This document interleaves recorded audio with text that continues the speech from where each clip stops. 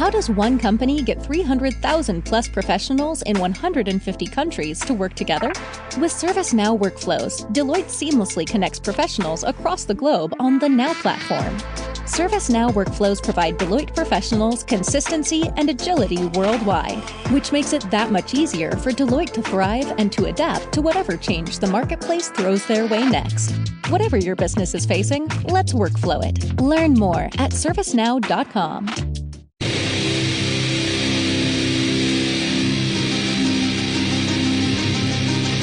10, 9, 8. Ignition sequence has started.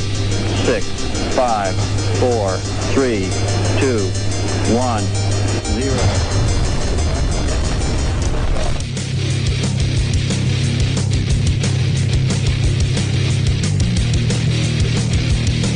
You have entered Untold Radio AM.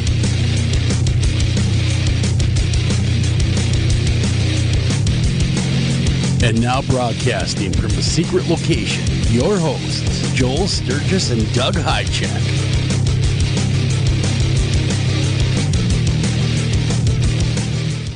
And welcome to this edition of Untold Radio AM. I'm your host, Joel Sturgis. Right along with me is Mr. Doug Hychek, and I got a great show on tap for you. Having Jeff Harding on the show.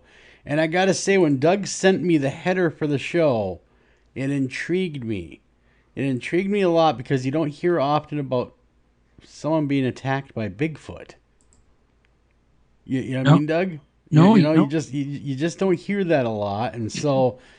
And when the email came through today telling us who it was going to be, and I was doing some research, and one of the taglines, and there was attacked by Bigfoot. I am really interested in hearing what Jeff Harding has to say.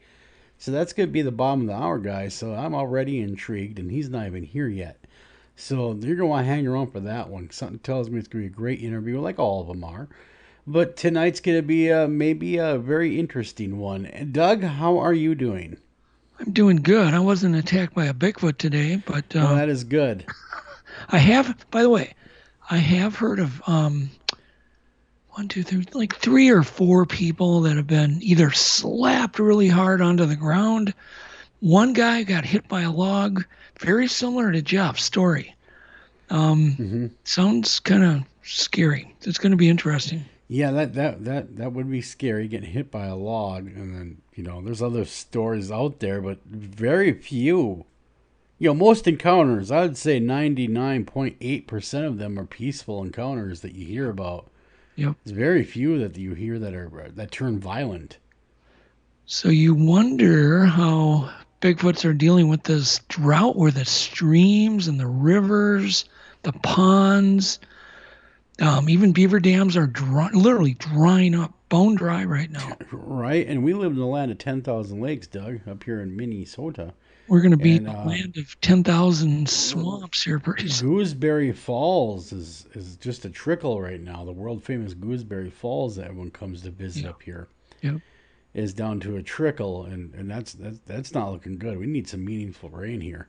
Well, I've talked to people who've been camping, and they claim that they're having and seeing animals, kind of congregate together, and even in their campsites, evading their campsites like they've never, ever seen.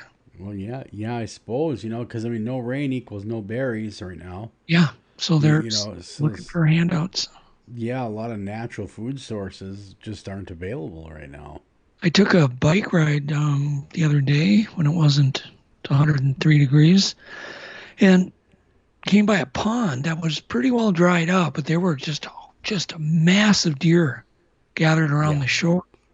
And some were, actually sleeping around this pond, but they weren't leaving that area because they can just, get up and take a little drink what's left of that pond. Sure. How's Lake Hychek holding up? I don't think there's any chance I'm going to get that boat tested. It's pretty low, huh? I talked to my neighbor and he goes, yeah, mine was like that too. And I got out and he stood in the muck. Then he hoisted it up and he kept rocking it and he got his free. I said, dude, you're never going to get mine free. But he said, I'll try. So, yeah. God bless him if he can.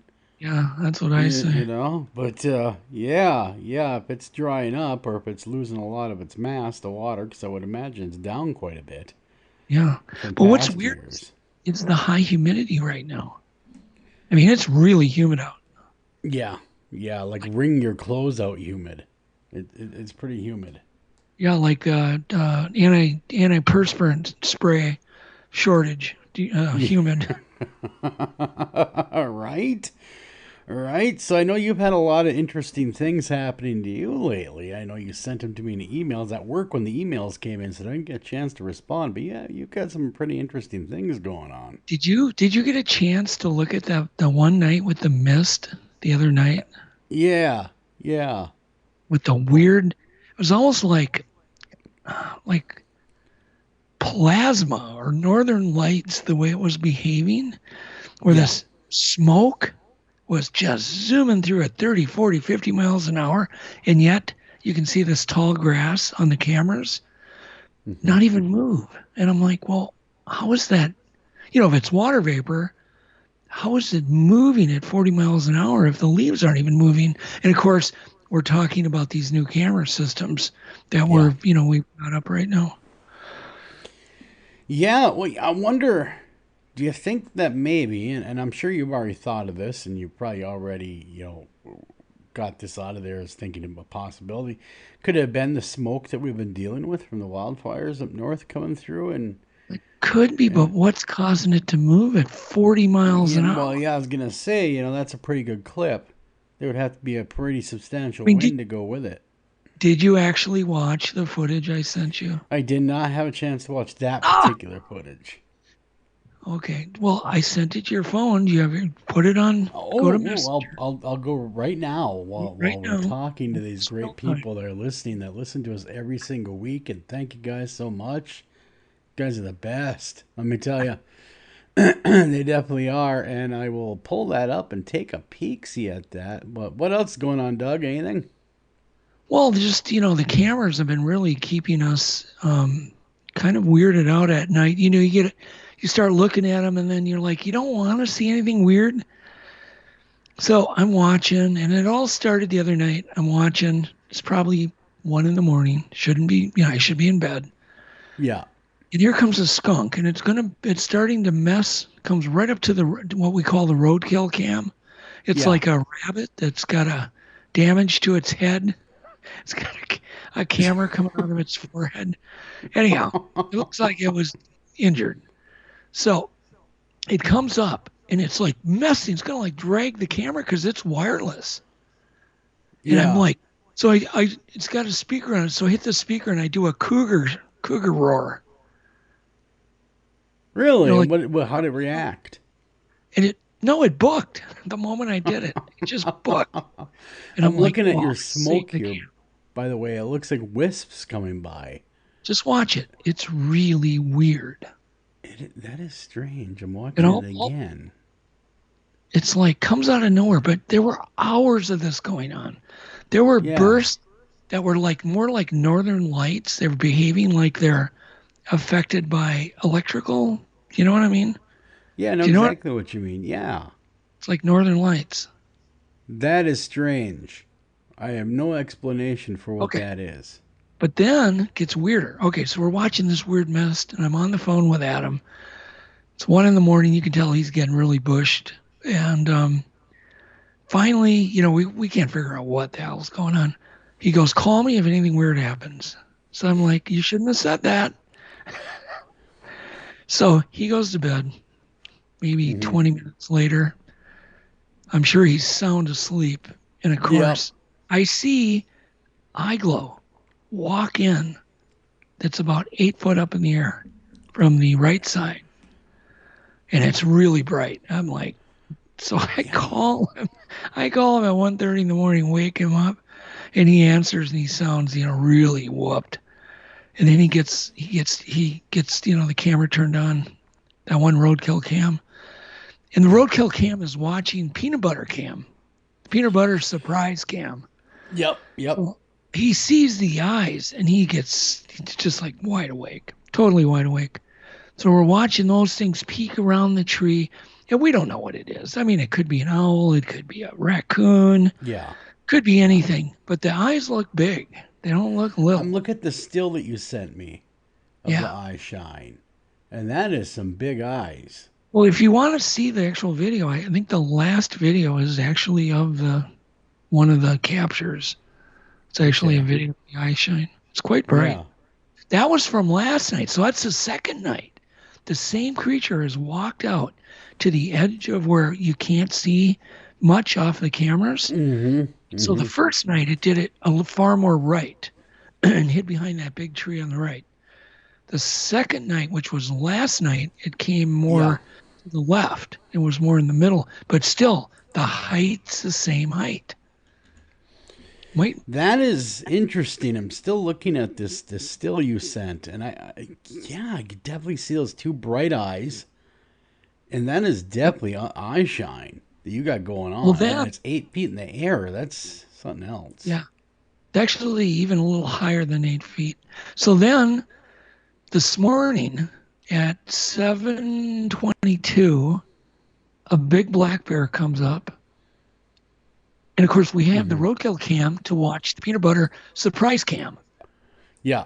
Well, peanut butter surprise is there's a wireless camera with its own battery in a peanut butter jar full of peanut butter. So if they take the lid off, something with hands, obviously look in the jar, they're busted. We already got the footage. So instead of that happening last night, which it seemed like whatever was watching did not want to. They were thinking about grabbing that jar, but they were just afraid to go in front of the roadkill cam. Okay, so then this morning, 7:22, a big black bear comes up, grabs the peanut butter surprise camera, and just books with it. Gone. Totally gone. Interesting. So we got footage of what took the peanut butter jar. Yeah. But we don't. Man, that is just craziness. I'm not eye shy though. I'm still stuck on that. I'm like, that's really got me. I swear to God, I sent you the bear that took the peanut butter surprise. Yeah, it's the one that's got like this sunrise. It's 1 minute long. Oh yeah, yep. Watch that. You got to see it, Joe. Look at that one right now. It's just incredible. Okay, I'm watching. Oh yeah, here comes the bear. Yep, walking along. And he's totally guilty. You can just see he's guilty. He is. You could just tell he's guilty. Now watch. He grabs it and books off to the left. I mean, he runs. Yeah, okay, there he goes. He's standing up on two legs, grabbing that, or trying to get that peanut butter. Boy, does he ever want that peanut. He grabs it. Oh, man. He was not going to waste any time there in that area. He grabbed that and he's gone. And he's gone. Yeah, so the camera's gone. The batteries in the jar are gone, the lithium-ion batteries. Yeah. So, anyhow. Those are just, that's the way it goes. That's research. Yeah. Yeah, sometimes that's what happens. You get bears coming here's in. The thing. The reason a bear got that jar, Joel, because, one, it's unsealed. Two, we probably got some peanut butter around the edge. So it's putting out scent. Normally we use only sealed jars. Yeah. And we haven't been getting bears taking those. Only very rarely. Because when a bear gets a peanut butter jar, they chew it all up. You can tell. But when a Bigfoot takes one, it'll open the jar, put 2 fingers in, scoop it out, put the jar lid back on. Yep. Yeah. Very nice of them to put it back on. Or take the jar, empty the peanut butter jar completely, like so clean that it looks like it ran through a dishwasher. And then he'll put the jar cover back on. Like, what kind of animal does that, right? Yeah, right. So we're trying to catch the culprit. That's all. We don't know. I mean, for all we know, it's clever raccoons. We don't really know. It could be, but I don't know. That like I said, that was more than 8 feet in the air. That eye shine. That's something else because that's no deer. Right. That's nothing that in the way it's. Oh, it's taller than a black bear.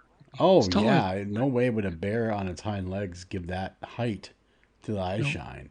And they're big eyes, too. They're not just little eye shine. It's a big eye shine. Yep.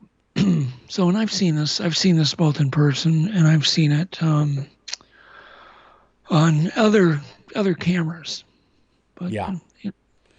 That's very exciting, Doug. Yeah. So I'm getting tired watching all these, staying up too late, just staring at the cell phone. So you get kind of, it's like makes you weary for some reason. It's more, normally I'll work till, all hours of the night, but I'm moving around, changing position. But when you're just staring at a phone, all night long, you get more fatigue. Yeah. So today I'm going to make oatmeal, right? And so I had two things that drove me crazy today: oatmeal and O-parts. Do you know what O-parts are? What are O-parts? Okay, well, I'll get to it. First, I'll tell you about the oatmeal story. Okay, tell us about the oatmeal. So, first oatmeal, then O-parts. Okay, so I'm kind of tired, and I'm going to make oatmeal. The instant kind takes any I hear you. 2-year-old could do it. Yep. But not me. So I open the packets, and I do 2 packets. Because, that's the way you do when you want to get fat. You have 2 instead of 1. Yeah. So you're double hungry. So I pour 2 oatmeal packets, fill it up with the right amount of water, put it in the microwave. And that you got to give it 2 minutes, and you got to still watch it, because if it boils over, my God. That's right. Huge mess in your microwave. So, of course, I get a call. I look down at my phone right at the 2-minute mark, and it boils over. So now I've got like half the amount of oatmeal, but the rest is in the microwave. So then I take the bowl out, pour that bowl into another bowl, because the bowl is like gooey mess. Sure. Pour that in another bowl. Then I put it back in, and to give an idea of what a dork I am, I then go to reheat it a little bit, get another call, take the call, and of course, it boils over again. Yeah. In the new bowl. So I got to get a third bowl, but each time I'm getting less and less oatmeal. Follow Doug for more diet plan stuff. Yes. How you can eat less and more recipes. Yeah, and use more, eat less. So that's my. So that's oatmeal's out of the way. Yeah. So now O-parts, because I started. Of course, I'm watching the cameras, but I'm also like looking at weird. Okay, so O-parts means basically an out of place artifact, an ancient artifact that's just like so out of place. Sure. And about every 2 months, I get obsessed with these out of place artifacts, because they've just all come to a standstill on what they're for. Mm-hmm. For example, give the audience an example. What? Give them an example of artifact. Okay, so there's a thing called the schist, and I didn't say shit. I mean, it's schist disc. Okay. So if you look up SCHIST, this thing will drive any normal person crazy. You're looking at this. Nuts. Yeah. It'll drive you nuts, because it's 5,000 years old. And it's so complex and so amazing. Somebody like Eric von Däniken would say it was from the warp drive of a UFO or something, Sure. I gotcha. It's that cool looking. Yeah. I mean, it's really cool looking. It's so cool looking. They think, well, maybe it's made out of stone, but there's like no way anybody could carve this out of stone. It's got these 3 in-turning flaps that are really thin that kind of resemble the prop on a boat, right? Okay. Yep. But they're turned in on each other, and they're not angled so they wouldn't propel a boat. But yet it looks kind of like a prop, like a steering wheel on a car with that very delicate outer ring. Yep. A hole in the center for like a shaft. So you would think if it's got a hole in the center, it's going to spin. Yeah. Right? It's going to be used to spin, but it wouldn't do much in water. It wouldn't, because, I mean, it might aerate water. Sure. That's about all. And so you start looking at that, and I'm not a trained engineer, but I'm an engineer by use because I'm always engineering junk, and it drives you nuts, and you can't, and you just start, your brain is like thinking, okay, come on, I can solve this. I mean, it's 5,000 years ago. It's got to be something simple. Exactly. It's just got to be. And so you feel like an idiot looking at this thing. But yet the best scholars in the world they have no clue what it is. Yeah. I mean, this was found 3000 BC, like made during the first Egyptian dynasty. It's extremely old. It's 24 inches wide, so it's quite big. Sure. 1 centimeter thick. It's like, it's got the hole in the middle. It's got the raised flange like you would find on like an old Chevy Bel Air steering wheel, right? Yep. Yeah, it's so weird. Well, where was it found though? Oh, it was found right in Egypt near a step pyramid on a plateau, buried in sand, of course, like everything is. It's now in the Cairo Museum. And it's just... Did you see a picture of it? Did you see a picture of it? Yeah, I've seen this artifact before. Not many people have, though. Yeah, I can believe you because I know you go down rabbit holes. I don't think many people have actually seen this thing because it's just beautiful. Yeah, it's intricate. It's very intricate in the way it's put together. And it's like, well, why? And what purpose did it serve? Right. Is it ornamental? Is it religious? Is it ritual? What's its reason for existence? Did they put it on people's heads? Did they kill people with it? Did they serve food on it? Is it just a candle holder? You just go, what? But my God, the thing is insane. It is strange. And it begs the question again of why is it there? What did it do? And what was it originally designed to do? I don't know. It was discovered in 1936 in Saqqara, Egypt. Yeah, it's been around a long time. Yeah, it's been a while. But in all those years, nobody has figured out what it's for. Nobody's even really offered. So here's what I want to do. I want to give away like an Untold Radio hat. Okay. If anybody has got, so whoever can send us the best suggestion of what that dang thing is, the best one, then we'll send them a free Untold Radio hat. There you go. Yeah, if you guys can figure out what it is. It's probably not much. Yeah. If you have a cool thought of what it might be, let us know. And you can email us over at untoldradioam@gmail.com, or they can get a hold of you, Doug. Yeah, through, they could. Well, actually, they can also just send it to here. I don't even know my own email address. Why is that? I don't know why. I mean, I could tell. Sure. Your email it's address. Doug at untoldradioam.com. There you go. So, and you can go ahead and get yourself that hat.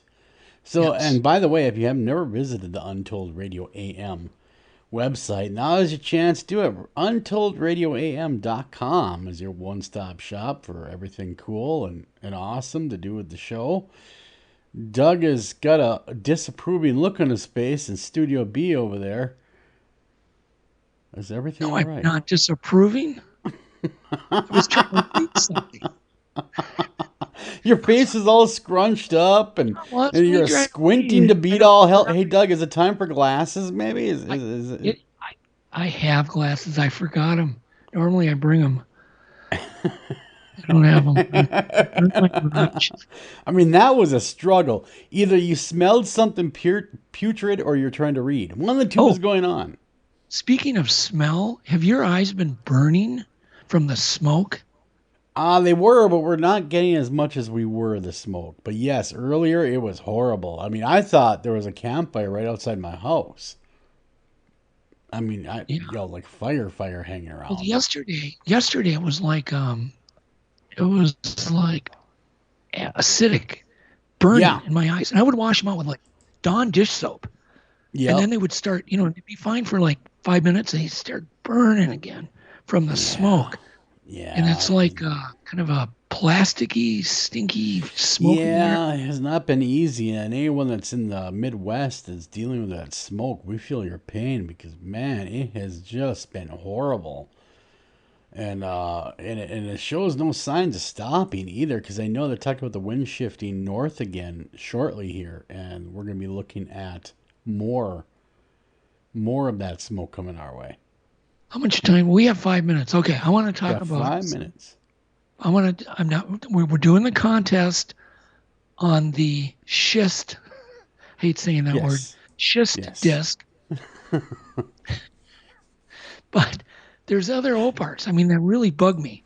You know, the Intesic Anthera mechanism clock. You know, it's like 2,000-year-old geared. It's got gears and all that stuff. Like, how can something like that exist from 2,000 years ago? Well, maybe we were actually more advanced then than we are now. It's got to be. Yeah, it's got to be. You know, Dropa stones drive me crazy. You look at look at the crystal skulls. Yeah, they're absolutely. Yeah, I actually was obsessed with those for a while. Just reading, because there's so much to read about them. There's so much weird history and mysteries and curses that go along with the crystal skulls. Yeah, they're really interesting. It was, I believe, Arthur C. Clarke that made those pretty famous. Yeah. He talked about those a lot. Well, it's 3 of them. But the one that really gets, but there's one. Okay, here's another one that I don't think many people know about. It's called the genetic discs. They call them that because there's these. Okay, they're made out of black iodite, which is a real rare rock, and they're smooth and polished, but they're basically like a genetic wheel, right? Sure. They show like all the different animals. Oh, they actually remind me of the disc that we sent up, the laser disc up in the Pioneer spacecraft. Do you remember that with the I do. photos of the like the naked dude and the genetic, and it's kind of like that. But they're called the genetic discs, and I believe there's 2 of them. Anybody check out the genetic discs and read about how old they are and how delicate. And what was the message? You know, it looks like something that was made in the future and left for us. Well, it does. I mean, it could have been. I mean, or it could be somewhat of a time capsule, a technology time capsule. It's just interesting. There's a lot of mysteries, a lot of O parts. Yes, and a whole lot of O shifts. I'm an O part. No, you're just an old part. No, old fart. Oh, okay. I was confused there. It doesn't take much sometimes. No, it does not take much to get me confused once in a while. You get oatmeal brain just like me. Oatmeal. We all do. And I go down way too many rabbit holes. You know, I get too obsessed about the newest mystery that I just happen to come across. And I dig deeper into it. And sometimes you regret digging that deep because it just keeps going and going and going, these rabbit holes. And then it leads to conspiracies sometimes. It can lead to some really scary facts that you uncover, too, that you don't necessarily want to know about. Oh, I just found out. I remember now. The schist disc was found by the Djoser step pyramid in 1936. Gotcha. Yep. So it's spelled D-J-O-S-E-R. Yep. But it's pronounced Djoser. And if you're looking for the disc right now with us, it's spelled S-C-H-I-S-T disc. And that will take you to it on Google or whatever search engine you want to use. And it does look strange. It makes you wonder why this thing even exists. What's its purpose in life? So take a look. Figure it out. What do you think that was used for? And if you come up with a great answer and Doug says, that's a great answer, you're going to be getting yourself a free Untold Radio AM ball cap. And he would love to send that out to you again. You can get a hold of both of us. Doug is over there at Untold Radio AM at .com. Doug. Yeah, you're Doug at untoldradio.am. I don't even have one of those email addresses. Yeah, How do I not have one of those? You do. Oh, I do. I just never use it. And I am over here at 2 ways to get a hold of me is afterhoursam@gmail.com or Untold Radio. Hey guys, we're using Poshmark and you should too. Do you have things that you don't wear anymore? Poshmark is seriously the easiest way to make room in your closet, make some cash, and also snag a bargain. It's the coolest reseller with the best brands like Lululemon, Nike, Reformation, and Gucci for up to 70% off. DJ Khaled has a closet and Serena Williams. Download the app today. Enter Podcast 10 when you sign up for $10 off your first purchase on Poshmark.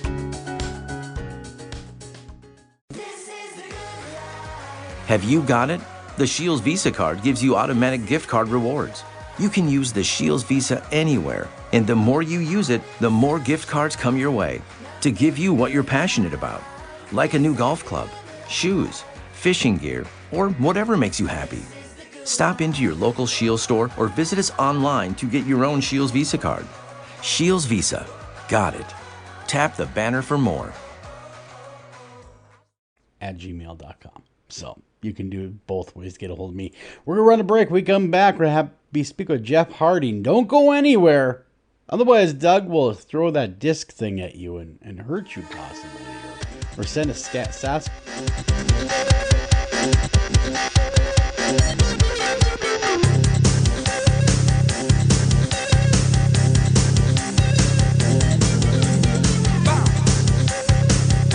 Hi, Tom Bodette. If you can hear me, then you have an internet connection, which means you can do cool things online, like listen to streaming radio, obviously, or watch a video of a monkey washing a cat. Let your freak flag fly. Or you can book a room at a great price at motel6.com. Isn't the internet wonderful? Everything you want right at your fingertips, and whoa, did not need to see that. I'm Tom Bodette for Motel 6, and we'll leave the light on for you. Unexpected reactions to smart financial decisions brought to you by feedthepig.org. Well, I finally did it. My student loan is totally paid off. I can't believe it. I can't believe it either. I paid more than the minimum each month, and soon enough, it was gone. So you're just giving up? Giving up on what? The life of luxury. Egyptian cotton, caviar Thursdays, designer everything. What are you talking about? Our plan. What happened to winning the lottery and mastering the art of the perfect mimosa? Hosting galas, wearing enough jewelry to require a bodyguard, vacationing in the French Riviera, and then buying it. I just thought maybe it was time to prepare for my future. You know, set some financial goals, make some smart investments, open a 401k. Financial goals? Investments? A 401k? You are horrifying right now. Listen, if winning the lottery were easy, everyone would do it. When it comes to financial stability, don't get left behind. Get tools and tips for saving at feedthepig.org. This message brought to you by the American Institute of CPAs and the Ad Council. Northern Tool and Equipment. So me and the boys head out to tailgate today and find some other fans in our spot. Well, it happens. Cheering for the wrong team. Oh, this is war. Even worse, they've got this couch set up and everything. A couch? Yeah, it's sectional. All right, first thing, don't ever use the word sectional again. Done. Second, I want you to grab a 4,700-pound tow chain with J-hook and grab hammer. Throw that on the back of your truck. Got it. Now you're going to Hail Mary the J-hook over the end of that couch. Time to find a better spot for your new friends. That should do it. There's no problem a little horsepower can't solve. Northern Tool and Equipment. Taking a family of 5 to the amusement park can cost a small fortune. Oh, yeah. So to save some money, we thought, hey, let's bring the amusement park to us. Yeah. Go ahead. All right. Step right up, young man. Are you ready to ride the wacky waterfall? That's just the bathtub with the shower head running. Nope, it's the wacky waterfall. It's the shower, Dad. Waterfall. Wacky. There's an easier way to save. To get a free rate quote, go to geico.com. Then buy online, over the phone, or at your local Geico office. Green light. Hey, girl. School zone. I'm getting hungry. Car changing lanes. You want to meet me for pizza? Stop sign. Intersection clear. Yeah, street. Pizza sounds good. Ballin Street? Girlin Street! It's hard to concentrate on two things at once, like texting and driving. Stop the text, stop the wrecks. How will you stop texting and driving? Tell us at stoptextstopwrecks.org. Brought to you by the National Highway Traffic Safety Administration and the Ad Council.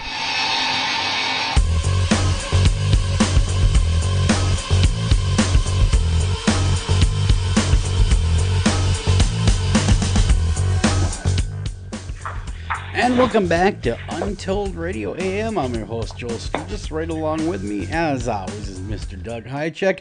Glad you guys all made it past this break here because we got a lot of fun tonight. Tonight we got a great show on tap. Like I said, always at the top of the show.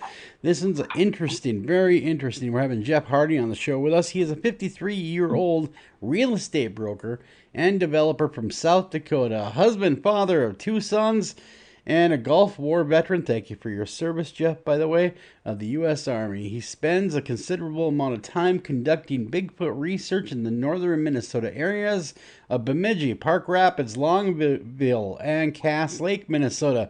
Jeff's involvement in research is driven by the encounter he had when he was 18 years old on June of 1987 while in a remote area at the Churchill Reservoir in Manitoba, about 100 miles north of Flin Flon. Fishing with a group of friends, he was attacked by a Bigfoot. So without any more further ado, Jeff, welcome to the show. I appreciate it. Thank you. Yeah, our pleasure. Jeff. So tell us, Jeff, I mean, tell us a little bit about yourself, and I guess being attacked by a Bigfoot might not be the worst place to jump off. Well, this happened about 34 years ago. And like you said, I'm 53 years old now. And, I spent the first 30 years since that happened not telling anybody about it. And as I share the encounter, I'll kind of share some of my reasoning for that. But I mean, as I got older, I just felt like it's like this need to share this with somebody kept getting stronger, because it's a lot to carry around when something like that happens to you and you feel like nobody's going to believe you or nobody's, and then as I developed more of a, career throughout my life in real estate and development, it just got harder and harder. I mean, I'm looking at my friends and my business associates thinking, this burden just keeps getting heavier, because I mean, if I tell somebody, it's not like they're just going to say, "Oh, you're crazy." I mean, what if they stop doing business with me? What if I got a lot riding on a reputation here that my reasoning, and I guess it just kind of got to a point where once I turned 50 years old, I'd reached a point where I'd start stepping back from my business a little bit. And Sure. We had bought a lake home up in northern Minnesota, and I was in the area, often now. And this drive to really just revisit, trying to learn about what it was that I stood in front of that day, really kind of pushed me into this discovery phase of just trying to learn, right?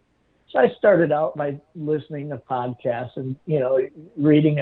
I've probably read every encounter there is on the BFRO site and stuff, just trying to figure out what more I could learn about what I was in front of that day, Mm-hmm. Trying to come to grips with it, sounds like. Yeah, I know what happened. I know what I saw. I wasn't alone. I wasn't imagining it. I was with 2 other people when it happened. They seen what I saw. And it got to a point where when I started really thinking about carrying this around this long and, this happening at such a young age, I was 18 years old, and I just start feeling like how many people have had an encounter and they're dealing with this fear of the fallout of, people not believing you, or, if you tried to share it with somebody, what would that look like, and it got to a point where I finally just came to the realization that everybody has a different threshold of what kind of proof it would take for them to believe, right? Mm-hmm. Mm-hmm. And it's that threshold is not my burden to meet. I mean, if I share my encounter with you and you believe or you don't believe, that's not on me, that's on you. Yeah, it's kind of up to the listener. Yeah, to it's kind of up to the person hearing it to come up with their own conclusion.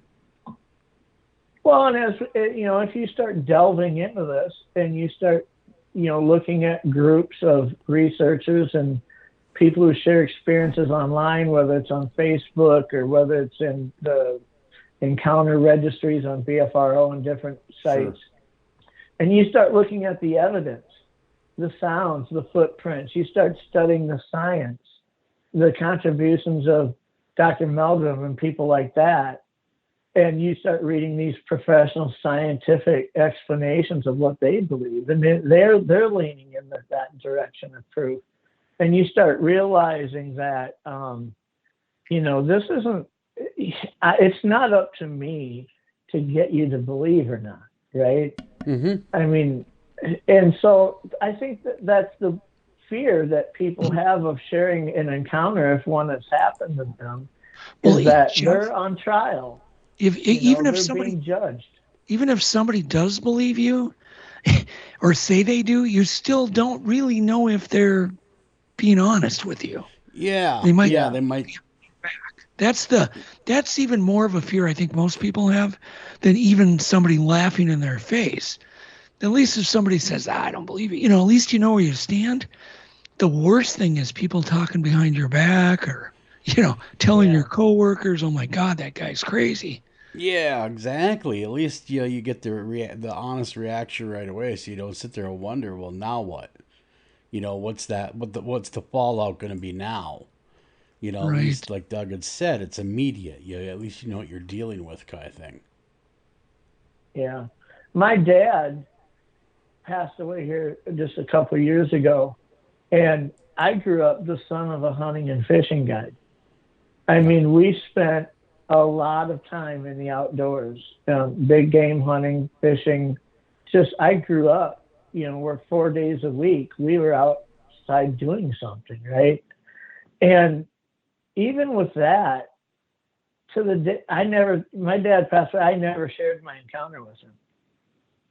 Because I felt like, would he ever look at me the same way and give me the credibility? Even though I'm his son, would he be able to look at me without having an experience like that? Because I grew up most of my life in South Dakota, right? It's pretty flat land. It's not really Bigfoot territory, okay?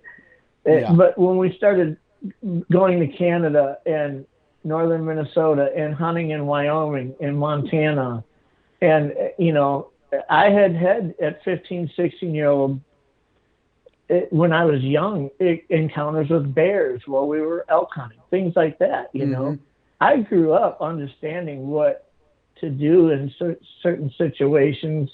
We'd be way out in the middle of nowhere on some of these hunts and, being prepared and stuff. And I had a father who taught me all of that, but yet he never had an encounter. And living in South Dakota, I never had friends or relatives that said, oh, I remember, this happened to me one time.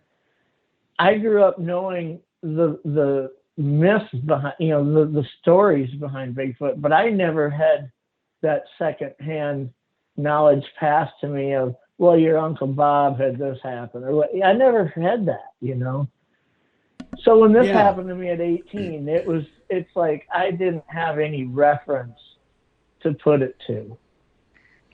Mm-hmm. So I'll get into telling you how it happened. I graduated from high school. It was May of 1987, and I had joined the Army, but I wasn't scheduled to leave for the Army for boot camp till the end of July. So I had a couple months to kind of waste and try to fit a whole summer into 6 weeks, right? So a friend of mine from high school asked me, do you want to go fishing up in Canada with him and his little brother and his dad, and then two of his uncles and a handful of his cousins that were all in their 20s, right? So there was 10 of us total. We took 3 vehicles and we drove and we drove and we drove. We got to Flin Flon and we went another 100 miles north of Flin Flon, which the last 60 miles of it was like a tank trail. I mean, it's like took 5 hours just to drive the last 50, 60 miles. And we get to this lake that is up in part of the Churchill Reservoir that is a big lake, has a lot of islands on it. And this guide camp that we went to was somebody that his dad knew that he had hunted with before. And there was 3 guys that ran this camp. And it was primitive. I mean, it was tents and stuff, right? I mean, it wasn't even cabins. There was no plumbing. Yeah. These guys primarily guided goose hunters, or not moose hunters and bear hunters, things like that. They didn't really guide the fishermen, but they had the boats and stuff up there to fish. And that's why we went, is because they said, hey, come on out and fish for, I think we were going to be there for 8 days total, right? So when we get up there, me and my friend and his little brother was 14, and me and my friend had just turned 18. He kind of grew up in the outdoors too, hunting. So the 3 of us would go out in our own boat each day and fish, right? And the parents didn't mind. His dad didn't mind us doing that because we were raised in the outdoors. They were comfortable with that. But the first day, this was before GPS and everything. I mean, we got a printed map in the boat of the lake, and it showing the islands. There was like a dozen islands on this big lake, and you could get disoriented and get lost. So the first day, we stayed fairly close. The next day, we went out a little bit further, and kind of each day, what we'd do is we'd go out and fish early in the morning until like early afternoon, and then we'd come back, and everybody'd hang around the campfire and stuff for a while, and then late in the day, we'd go out and fish for a few hours before dark. So on the 4th day, we had went out in the boat, me and my friend and his brother, and it was a 16-foot aluminum boat, bench seats, 20 horse outboard motor, tiller motor. And Paul had been kind of running the motor the whole time we were there, and we were heading out that morning, and he just kept going and going and going. And I said, you going to be able to find your way back? And he says, yeah, I think we can find our way back. And when we woke up that morning, it was the first week of June, and there was like a half an inch of snow on the ground. It was just crazy how it was cold, but yet. Sure. I'm a business-owning, meal prepping 24/7 supermom. But who isn't nowadays? And for me, first day of school success begins at Office Depot Office Max, where everything my kids need to start the year strong is in one place, like a laptop for my high schooler, backpacks and notebooks for the little ones, and hand sanitizer for all of the above. I can even order things for my business. It's all available in-store and online at OfficeDepot.com and at low prices all season long. Office Depot Office Max, their business is to keep school going. This Labor Day, HomeDepot.com is your one-stop shop for all things decor, with up to 30% off furniture, mattresses, home decor, and kitchenware. Online, it's a Labor Day savings event. Out there, it's a whole new way to enjoy your space. Whether it's finishing touches or a total transformation, find everything you need to make your home feel more like home at HomeDepot.com/decor. Free delivery on select items $45 or more, U.S. only, valid through September 15th, 2021. Each one of those days started out cold in the morning, and by mid-afternoon, it was 60 degrees, 70 degrees, and a lot of times we were wearing a T-shirt, right, by mid-afternoon. So when we were heading out, the snow melted pretty quickly when the sun came up, but it was still drizzling. And so we're in this boat. There's no wind at all. It's smooth as glass. And as we're getting way out there, we found a spot, fished for a little bit, and mid-morning, Paul's brother said, I got to take a pee. And he's one of these guys that can't pee out of a boat, right? For whatever reason, he's not comfortable peeing out of the boat. So he says, let's pull up on shore on that little island over there. And so we pulled up, and this island was probably around 25 to 30 acres in size, maybe. I mean, that's what it looked like on the map. And it was all tall pines, poplar, and birch. I mean, it was just thick forest on this island, and it was elevated. You could tell like it was a rock outcropping that had dirt over it. That, I mean, if you went to the middle of this thing, you're probably 30, 40 foot above the water, right? Mm-hmm. Sure. And all around the edge of this island, almost all the way around it, was a gravel beach that probably from water's edge to where the tree line started was probably around 25 to 30 feet, right? So we pull up on the shore, pulled the boat up a little bit. Paul and Jamie are both taking a pee. I didn't have to go, and I'm looking at the tree line, just kind of walking around, exploring a little bit, and I see this game trail that goes, it's like a 30-degree incline up the elevation of this island. It's probably 3 or 4 foot wide, just beat down, and it looked like something was really using this. And I thought it was odd because it's an island, right? Yeah. So I was like, hey, I'm going to walk up this trail real quick. And I started walking up it, and I realized that, it's just a greasy mess of compacted dirt and pine needles that you'd walk 2-3 steps and slide back a step, because it was steep. And I'm walking up it, and because of the way that the tree canopy kind of hung over and the brush was so dense, you could see maybe like 15, 20 foot up the trail, but then you'd have to walk that far to see 15 foot more, right? I mean, you couldn't see way up the trail.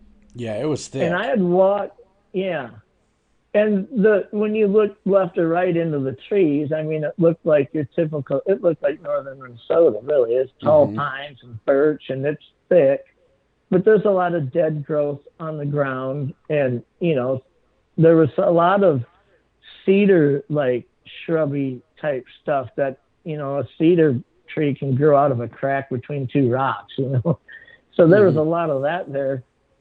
And as I'm walking up, I'm a little ways away from the beach up this trail now, and like I say, it was still and the air was wet. You could hear anything, and it was like a popping, cracking sound that something broke a log. It sounded like if you stomped on a wet log, right? And it felt like this thing was close. This happened really close to me, and it was to my left. And I'm just scanning into these trees, trying to figure out. I really felt like I was going to see a black bear. Like everything I knew about the outdoors, I just thought, if I just watch into these trees, just stand still until I see movement, right? Because I felt like I didn't want to run back down the trail and start getting chased, right? Yeah. I just felt like if I stood still long enough, I'm going to see movement. So I stood there for like 2 minutes. I mean, it felt like an eternity, and I'm just perplexed that I can't see what made this sound. I mean, it was close that I should be able to see it. It sounded that close. And as I'm looking, I can't see anything. So I look back down the trail, and just because I thought maybe those guys heard it and they were going to come up the trail, right? And I just looked down it for maybe 10 seconds. And when I turned back around to look up the trail, this thing's standing right in front of me, like 15 feet in front of me. Whoa. And because of the incline of the trail, it was standing on ground that I would estimate as being like maybe 2 foot higher than what I'm standing on in elevation. So when I turned around, I'm looking right at its knees. I mean, right at mid-leg level. And at first, I just thought that I was maybe looking at a black bear that was standing up on its hind legs because it was really dark hair. And as I explain this all happened in like 3 seconds, okay? I start looking up its body I want to see what it is. And as I look up, I see about a 6-inch round birch log with 2 big hands cradling underneath of it. This thing's just holding it horizontally in front of its body, like right in front of its hips. Almost like a staff. And yeah, just cradling it in front of it, like from left to right.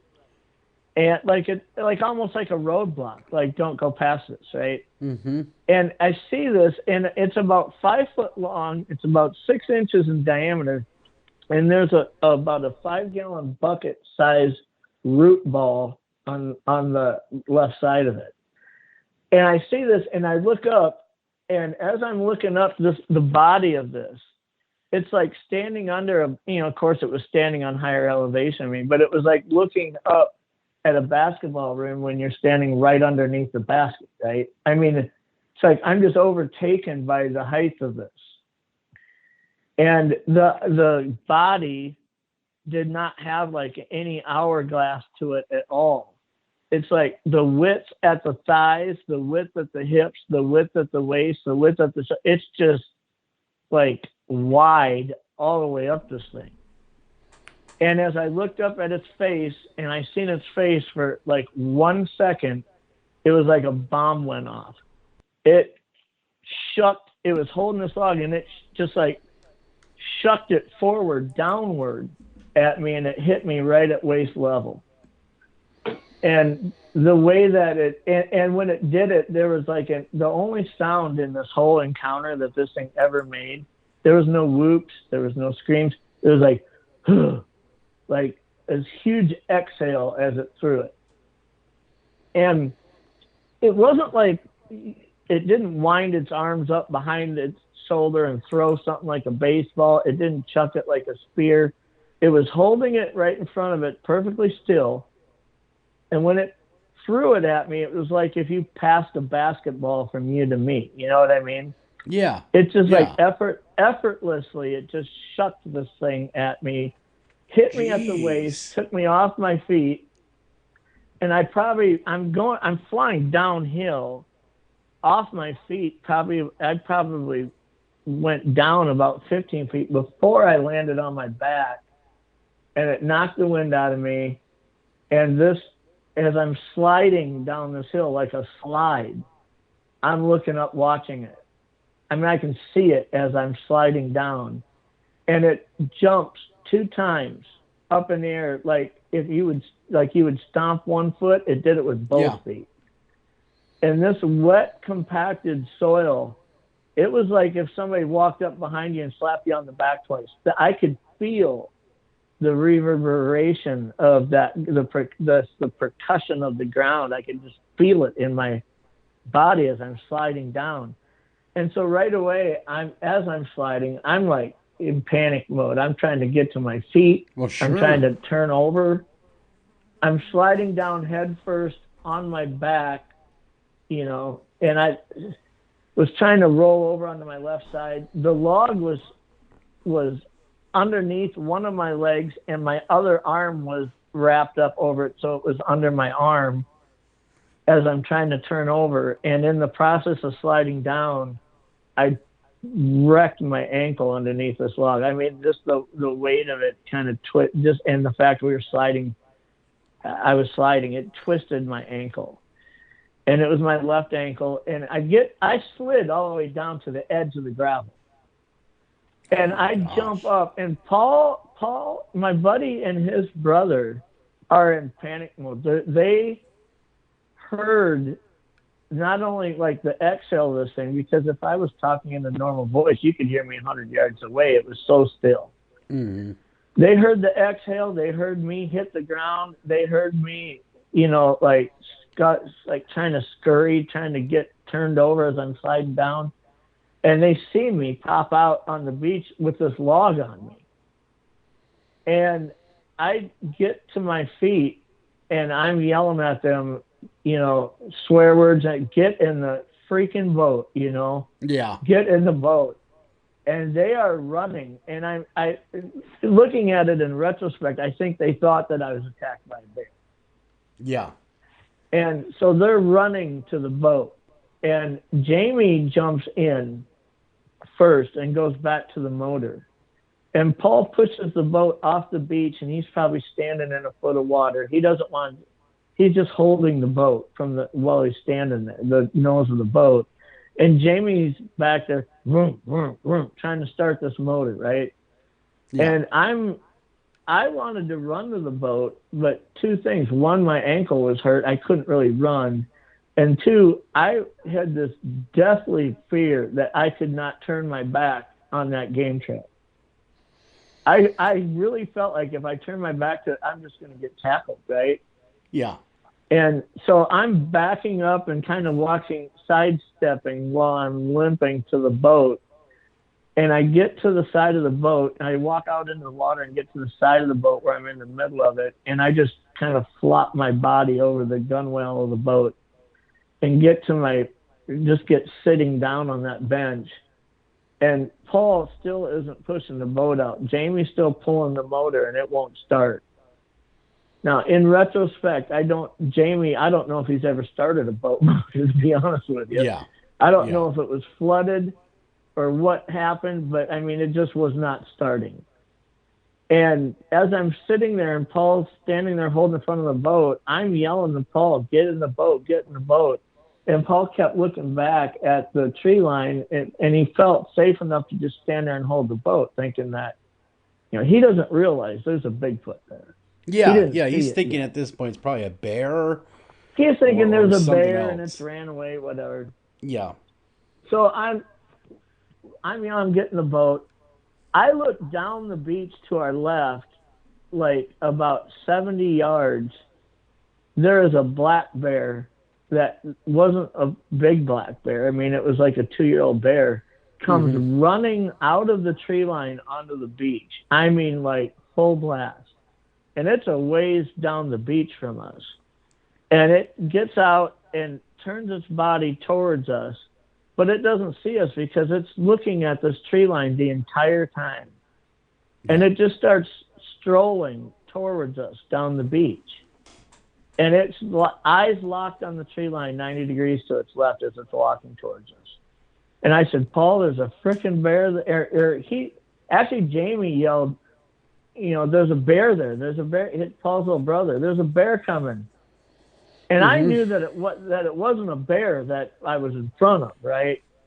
And I see this bear walking down the beach. It keeps closing its distance just steadily, and finally it looks up and it sees us. And it actually starts walking faster towards us. Wow. And I'm yelling to Paul, get in the freaking boat. And so he jumps in the boat,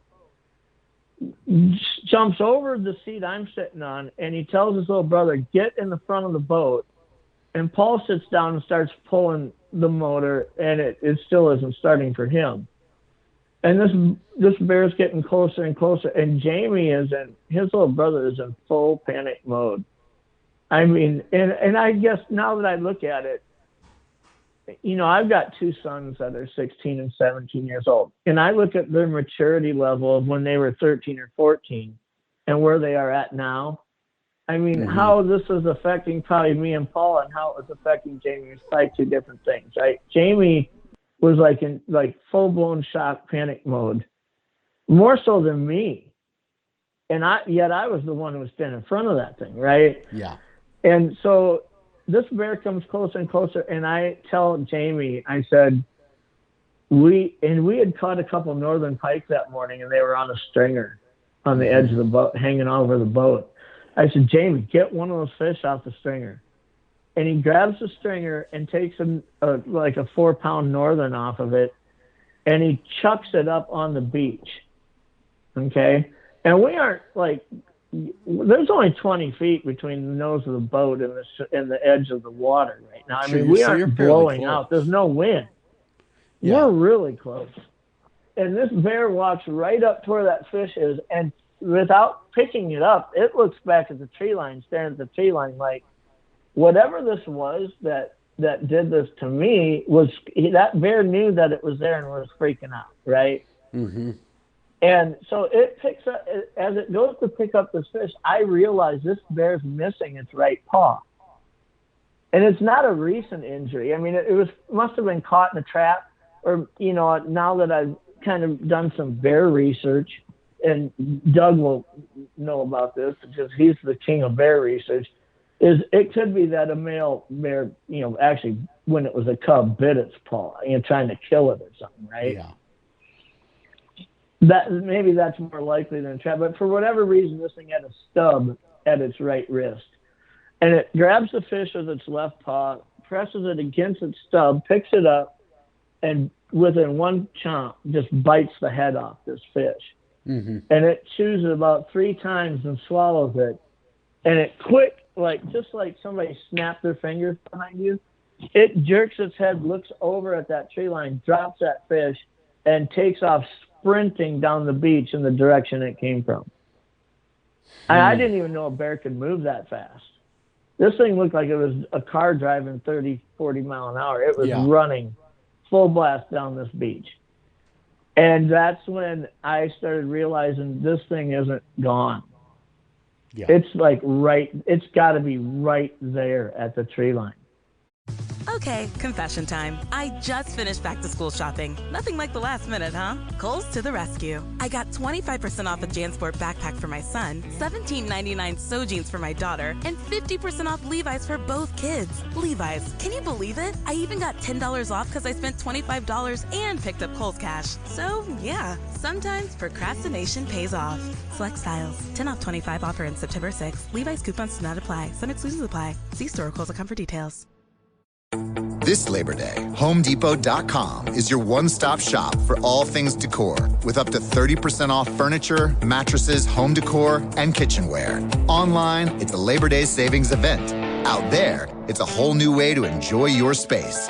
Whether it's finishing touches or a total transformation, find everything you need to make your home feel more like home at HomeDepot.com/decor. Free delivery on select items $45 or more, U.S. only, valid through September 15th, 2021.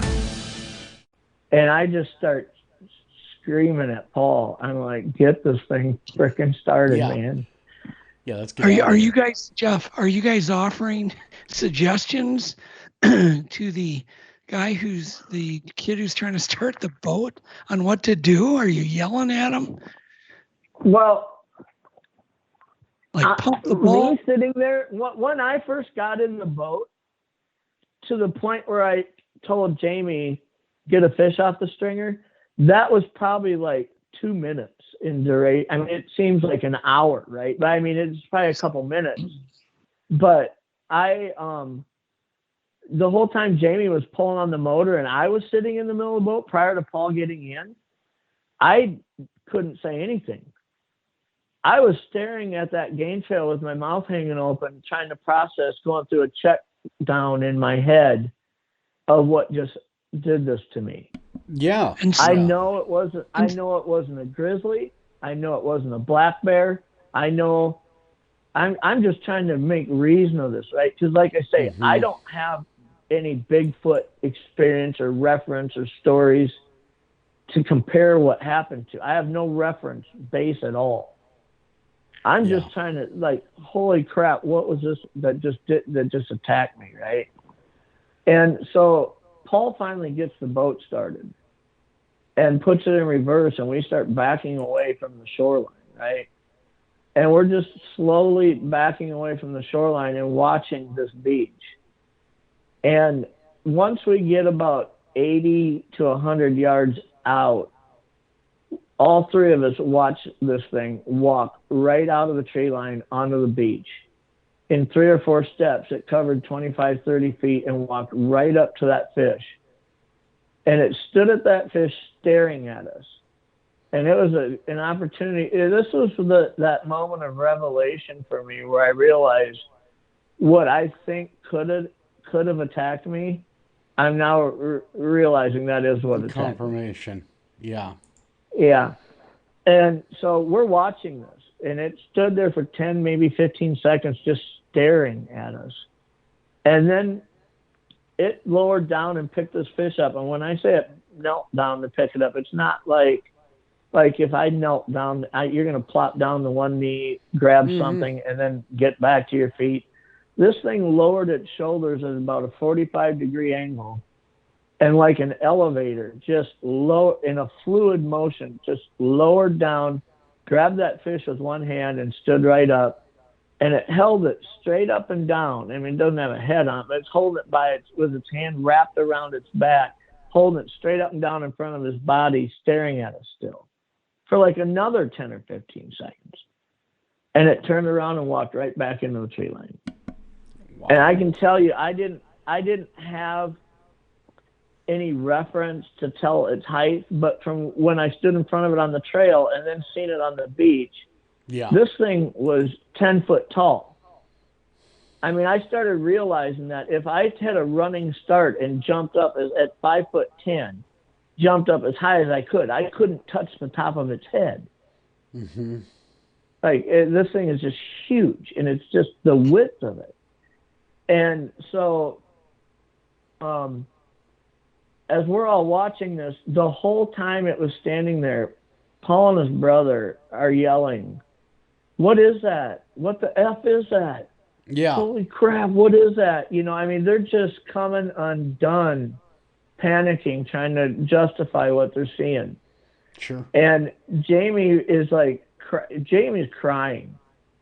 Jamie's got tears in his eyes. He can't even talk. I mean, he's just like, I don't even know how to explain it. I think about it and it almost brings tears in my eyes because of the mental trauma that it caused him going through that. He just was beside himself, you know. Mm-hmm. And he kept saying, "Was that what?" He said, "Was that what we heard on the trail?" And that was the first time I said, "Yeah, you know, that's what it was. It's not a bear." And we had just got done watching a bear for like 3 or 4 minutes. Yeah. You know, we knew we weren't looking at a bear, right? And so when this thing walked away, Paul was like, "What the hell was that?" You know? And so I said, "Paul, we got to get out of here." So he puts the motor in gear and we take off and we get, you know, like, we're heading back to the guide camp, right? But we didn't go all the way back. We went about halfway back and stopped, and we're just sitting there floating, talking, trying to figure out what just happened to us. And I told him, I said, "I think it was a Bigfoot, you know. There's nothing else that it could have been. Nothing makes sense, you guys." I said, "This thing stood in front of me, 15 feet in front of me, and it threw a log at me." And I told him the whole story about how when I heard the sound, I thought it was probably a bear. I stood on the trail for like a couple minutes watching, trying to find movement because I thought for sure that I'm going to see a black bear. Mm-hmm. And I couldn't find it. I couldn't see it. Now, I don't know where this thing was positioned at when I was looking so hard at everything out there. But there was a cedar scrub that was probably about 6 foot tall that was probably about 20, 25 feet from the trail maybe. And then there's a whole bunch of dead growth, logs and stuff just laying around here or there that I don't know if you could hide behind them, but you could blend in, right? I mean, it all just kind of looked dark out there as you're picking out the trees and where's this bear hiding at? Yeah. But what blows me away is the stealth. Wherever it was, I couldn't see it for a couple minutes. And in the 10 seconds that I looked back at the beach and then turned back around up the trail, it placed itself right in front of me. And I'm telling you, there was no sound between wherever it was and when it chose to stand right in front of me, right? And when people talk, you know, in the last couple of years, I've shared this encounter with just a couple people up until now, you know, and I met Doug online and was telling him about what had happened. I shared the whole encounter and sent it to him in a message, and that's kind of how I started a relationship with Doug here. Yeah, that's gone now for a couple months, but you know, the whole attacked by Bigfoot, I mean, I've spent 34 years trying to figure out why, first of all. And then, you know, was it really attacking me? I mean, I think it just wanted me to leave, right?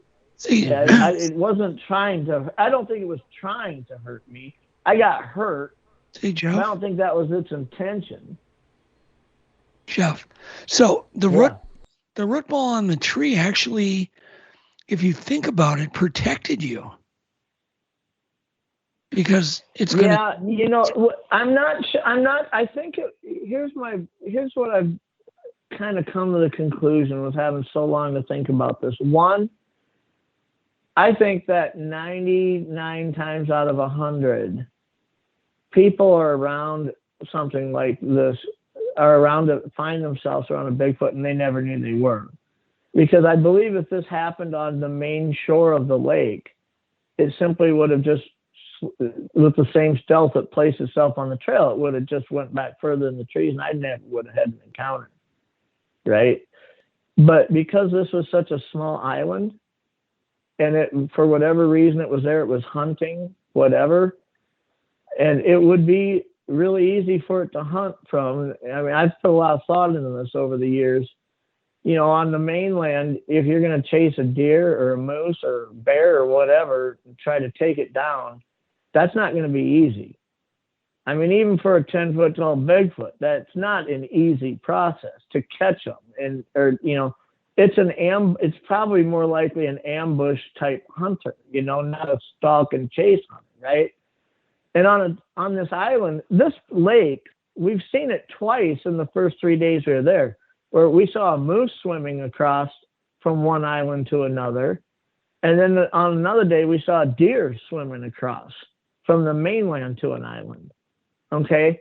So if you think about it, if you take down a game animal, if you were at the top of that island at high in elevation and you could look out at the water around you, if you saw an animal swimming to that island that you're on, that is the perfect ambush. I mean, you could put yourself in the tree line and you know right where he's coming up on shore. Yeah. It's just got done swimming a great distance, so it's too tired to even try to struggle. And you're just going to take 2 steps and go out there and break its neck or something, right? I mean, for an island would be great to hunt from if that was your purpose, versus the mainland where it can run and you got to chase it, right? Where's it going to go on an island? Mm-hmm. So I think that's what happened was as I'm coming up this game trail, it's quite possible or feasible that it knows that it doesn't have an infinite range of woods to escape and avoid me. You know, the truth is if 4 of us stood 50 feet apart and did a deer drive across this island from one end to the other in a half an hour, you can flush out every animal on it. And now they're trapped on a shoreline and exposed, right? So it probably felt vulnerable. Like, I've got to get this guy off of this island or give him a reason to leave because I don't have a huge forest to escape into here. Mm-hmm. That's what I've came up with over 34 years of thinking about. Well, what do you think would have happened, Jeff, had you been hit in the area that you got hit in the stomach by a 6-inch log without a root ball? It could have killed you. Yeah, I think the root ball probably took some energy off of it, right, or at least made it heavier so you couldn't throw it. I just find that interesting. But I mean, you know, as I'm walking up this trail, Doug, this thing, if it can move that stealthily like it did, if it wanted to really injure me or attack me, it could have cranked me in the head with that log at any time during the 2 minutes that I was looking around, right? Sure. I mean, it could have ambushed me just like any other game animal and killed me. Yeah. But instead it placed itself on the trail like an attempt that this guy's going to see me and he's going to run and they're going to leave. And if he looks at me and he doesn't run away right away, then I've got this log that I can throw at him in case he doesn't, right? And then the other thing I'm a little perplexed at is it had the root ball. So what was the crack that I heard? Was it if you knock down a birch tree, okay, and you have a root ball on it, it's going to make noise to knock it down. And then you're going to have to stomp it to get it to be 5 foot long, right? Yeah. I mean, you can't do that all at once.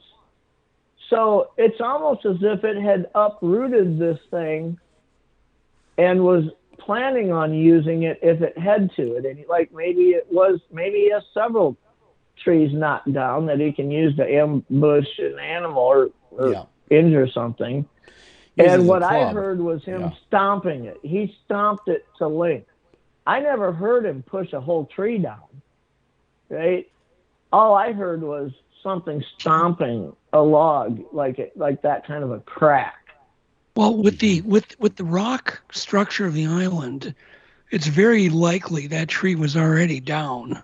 I see that all the time. Birch trees tipped over. Sure. And to me, it sounds like it cut it to length. Yeah, I think it probably just it was a wind fallen tree or whatever, and it just I need something in case I need to throw it at this guy. If he don't leave just from seeing me, I better have something to step it up a notch, right? Yeah. And that's what it found to use. So when we were... Oh, go ahead.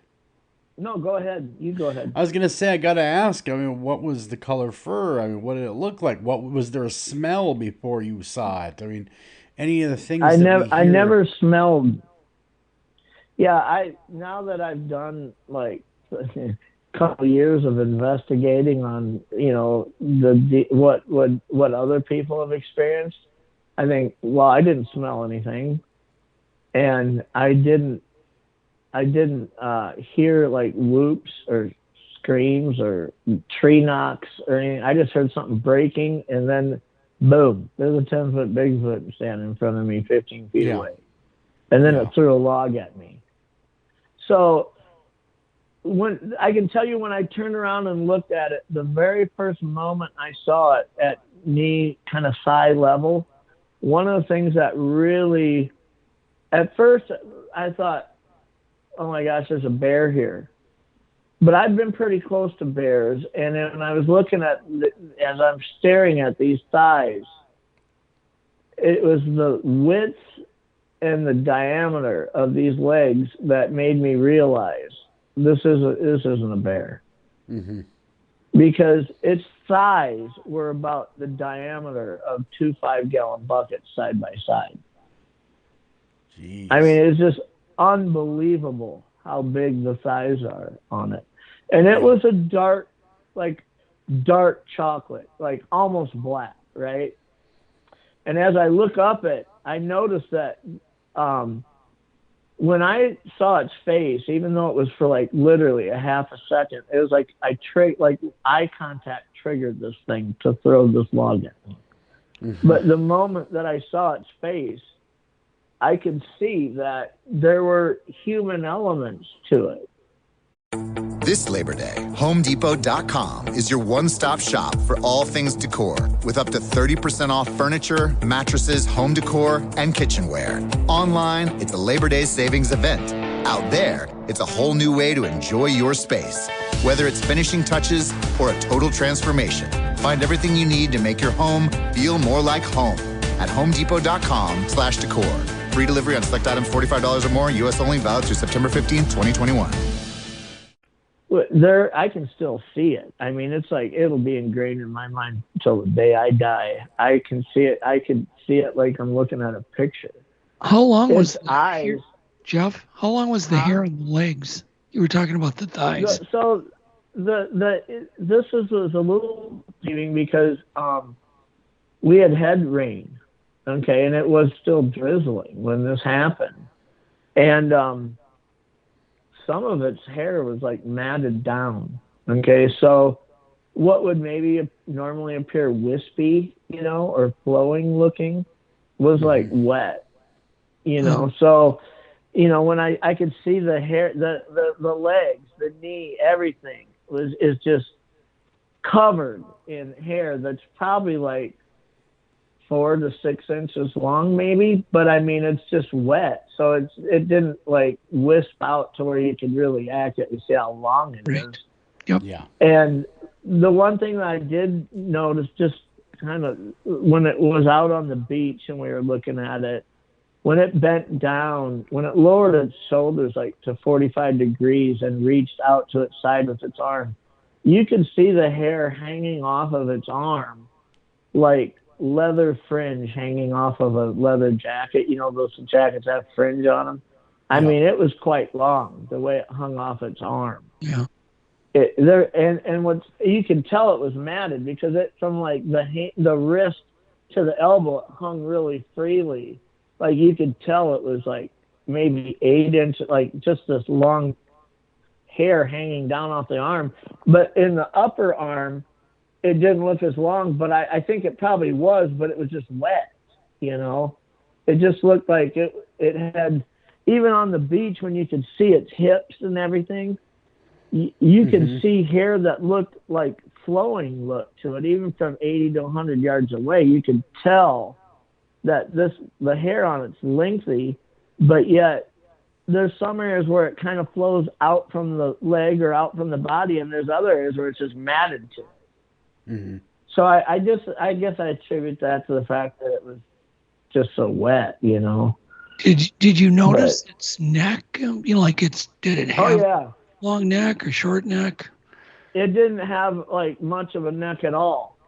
It's like looking at some of these gigantic football players that it's like it goes from its shoulder to its ear. Yeah. It looked like the muscle on top of its shoulders were so defined and elevated that it probably did drop, you know, into like a clavicle or whatever at your collarbone, but I didn't see that, you know. It was just so massive, you know.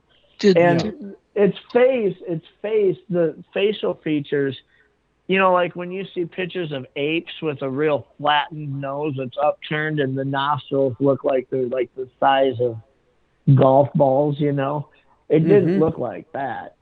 It had a human element to its nose, although it was turned up a bit, and it was wide.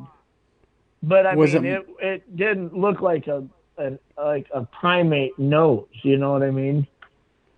So you're saying it looked more human than primate? It looked probably like, first of all, its head is like more than twice as big as mine. Okay, so when you say, well, geez, that's a big nose. Yeah, well, it's a big head. It's proportionate. Maybe its nose isn't any bigger in proportion to its head than my nose is to mine. But it was a little more flattened than mine. It didn't protrude as far out. And the nostrils didn't aim down. They aimed, you know, more like the nose is upturned just a little bit. But not enough to be comparable to like an ape.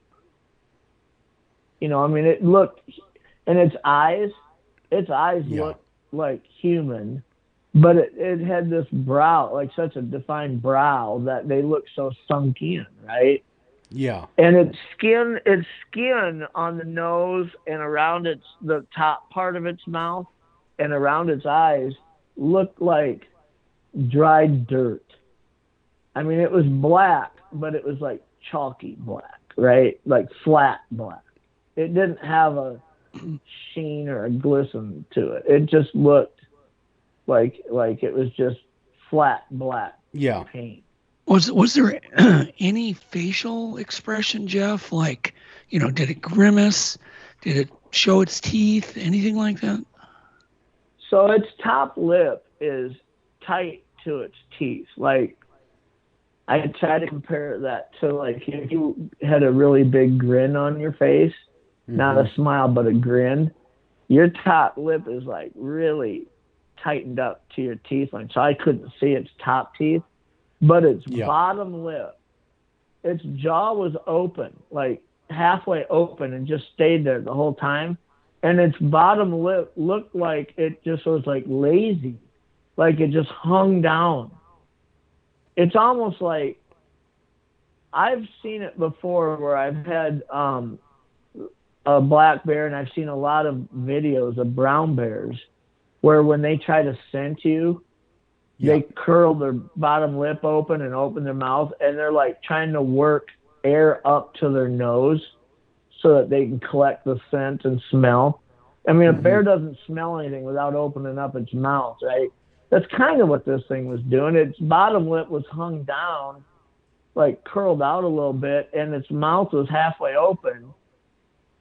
But it just held that the whole, you know, full second. And then as I'm sliding down looking at it, I mean, I got to look at it for another 3-4 seconds as I'm sliding down till I got so far I couldn't see it. And the whole time its expression never changed. It didn't look angry, It didn't look menacing or anything like that. It just looked big, and that's it. Yeah. I mean, I'm just in awe the whole moment of how big this thing is. Yeah. Like, okay, can you give us a comparative? If it would have been a polar bear standing, bigger? Well, I'm a fan of this Billy Moles, who's a hunting guide up in Alaska, and I've watched a lot of videos of them shooting 10-foot grizzlies. I mean, record book grizzlies, right? Yep. And you see how big they are when they're on all fours or when they stand up. But then they take the pictures of them when they're 15 feet away from them, standing next to it with their gun posing for pictures, and you see the thing stretched out on the ground, and it always looks giant compared to when you were looking at it in real life. So I can tell you this, I know a 10-foot grizzly probably weighs around 1,400 pounds. I mean, 12 to 1,400. They're big. The mass. If I had to guess, I would say that this thing was probably easily over 1,200 pounds. Jeez. Really? Wow. People don't realize, when people have a sighting and they do see a big male or a big one like you did, it's hard to even fathom seeing something that big in the wild. Yeah. I shared this encounter with another podcast host, and he had asked me, how much do you think it weighed? And I'm like, well, that's deceiving because, I mean, you see moose, right? A full-grown moose, 7, 8, 9-year-old moose. If you could put one on a scale and realize what they weigh, you'd be blown away at the body. When you see something with that much body mass, and then you actually assign a weight to it, it's hard to fathom when you think, well, geez, I only weigh 190 pounds, right? These things, when you start calculating the mass that you're looking at, it's hard to imagine, 1,000 pounds. You think they weigh over 1,000 pounds? Yeah, I think this one probably weighed over 1,200 pounds. Yeah. Yeah. It's not like I'm judging from 100 yards away. I was 15 feet away from it when I looked at it. So you were in its personal space, so you got the best view of all. Did you notice any skin color, Jeff? Go ahead. Did you notice the skin color? Just on the face. When I try to think about the hands, because I could see the hands cradled under this log, but I never saw the palms of the hands. I mean, that was wrapped around the log. I just saw the backs of its fingers as they come up around the near side of the log. And I honestly don't have a lot of recollection of that detail. But I think at that point, I was in such a hurry to look up its body to see the rest of it, so I could try to figure out what I'm in front of, that I don't remember a lot of the details about the hands themselves.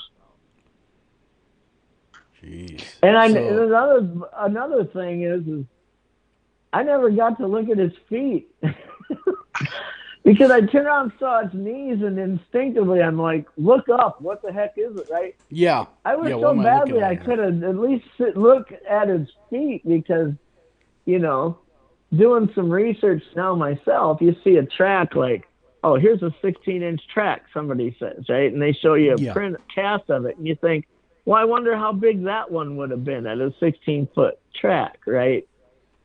Because first of all, I can't imagine they get much bigger than the one that I was in front of that threw this log at me. The idea that they could be bigger than that one it seems impossible if this one was as big as it was. I can't imagine.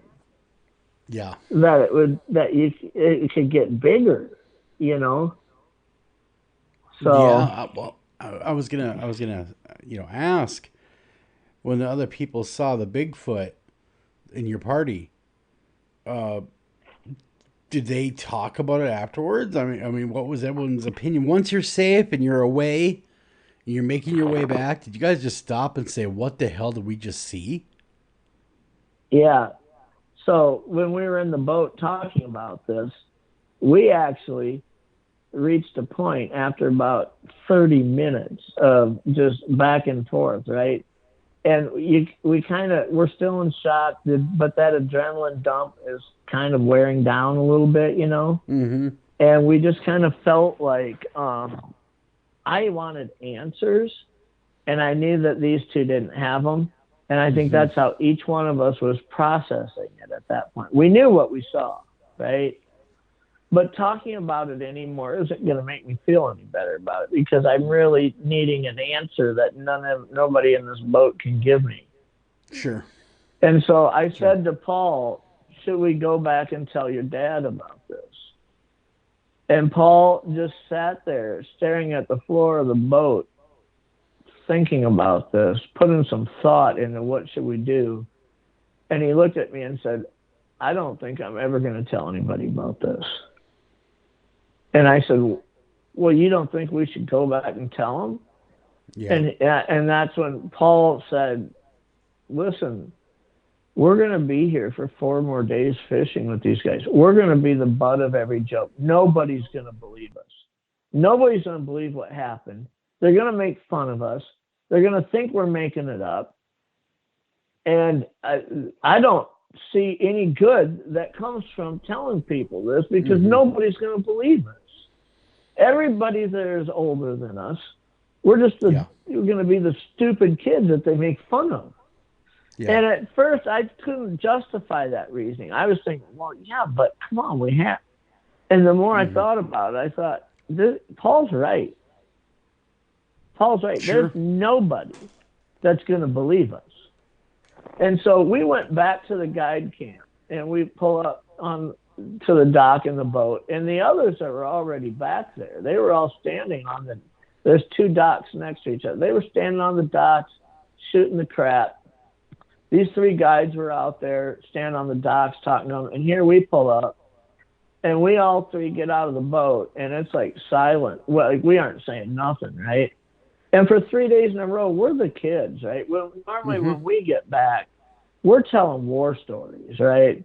You should have seen the size of this one we caught. Oh, we slaughtered, we couldn't stop talking when we'd get back to the camp, bragging to all the, the older guys how good we did. But this time it's like we were just still probably in shock to where I didn't really know how to even small talk, right? What about? And as we're standing, Jeff, we're going to run out of time here. It's already 8:34. Did you have any dirt on your chest from the root ball?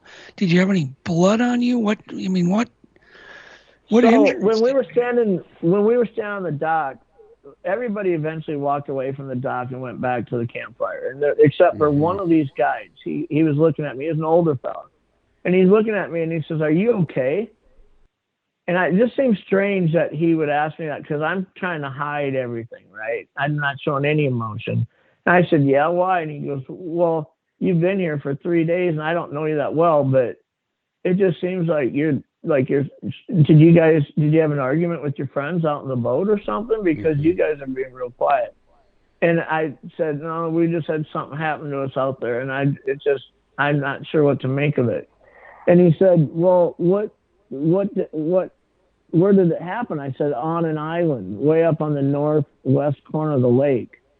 Yeah. And he just kind of stared at me and said, Are you or were you in the market to sell your home in 2020? At the MLS Online, we're now taking several additional safety precautions for our clients within the home listing process. If you're looking to sell your home during this time, we invite you to visit us at themlsonline.com. The Ford Mustang Mach-E, the F-150 Lightning, the E-Transit van, 3 of America's most iconic popular vehicles. They've been fully electrified, and they're making the revolutionary feel familiar. We've got a feeling they'll help make electric vehicles even more popular for all Americans. Call it a hunch. Ford electric vehicles, built for America, built Ford proud.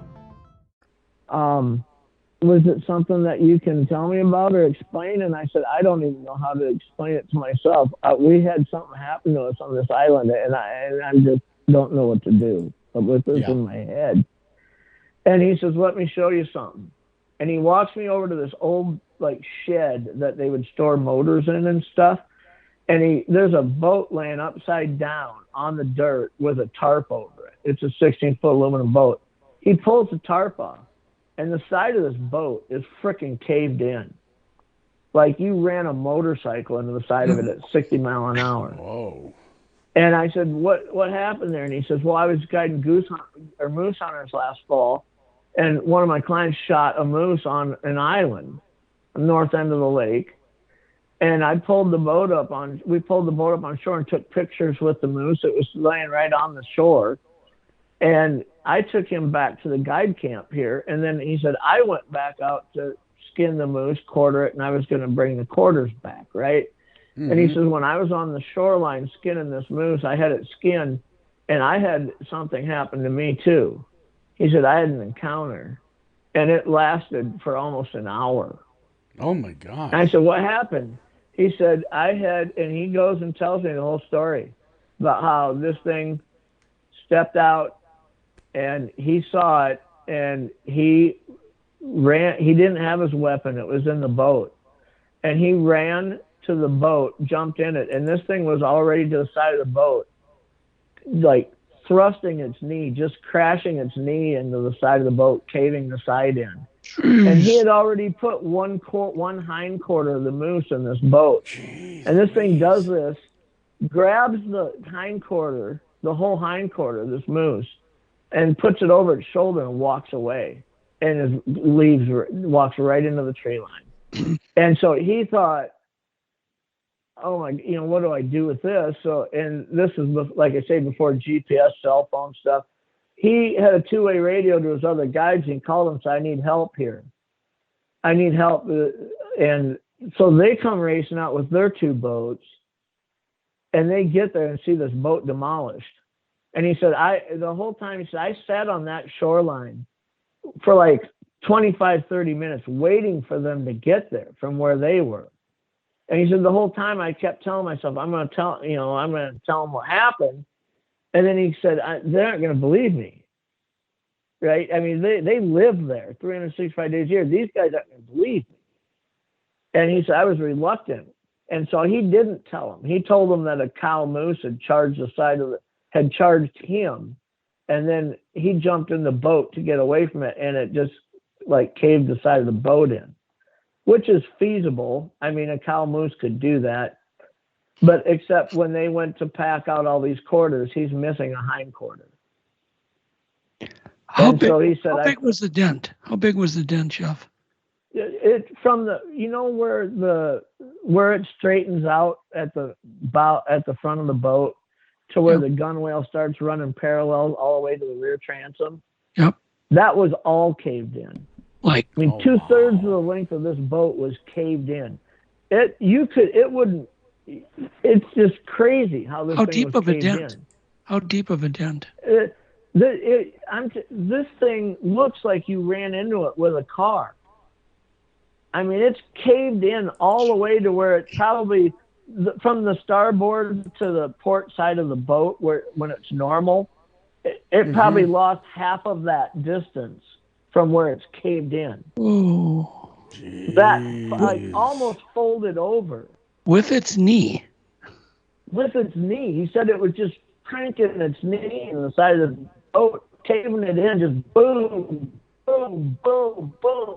He says, at first, he says, grabbing my gun and shooting it, he was in such a panic that once it was in the tree line, it's like, oh shit, I had my gun here. He didn't even think about grabbing his gun and shooting it because this thing he was in such shock. It must have been the same animal. He'd never seen one before, and now here it is caving his boat in.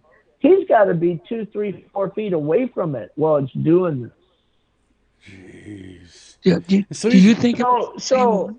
Jeff, do you think it was the same? I don't know. It could be, because this would have only been about 6 months prior, maybe 8 months prior. You know, we were there in June, and this would have been in the fall, you know, of the prior year. So anyways, he says to me, are you okay? And I said, why? He said, because you're bleeding. And I was wearing gray sweatpants with a light colored shirt. I had taken my hoodie off because right now it's like 70 degrees almost.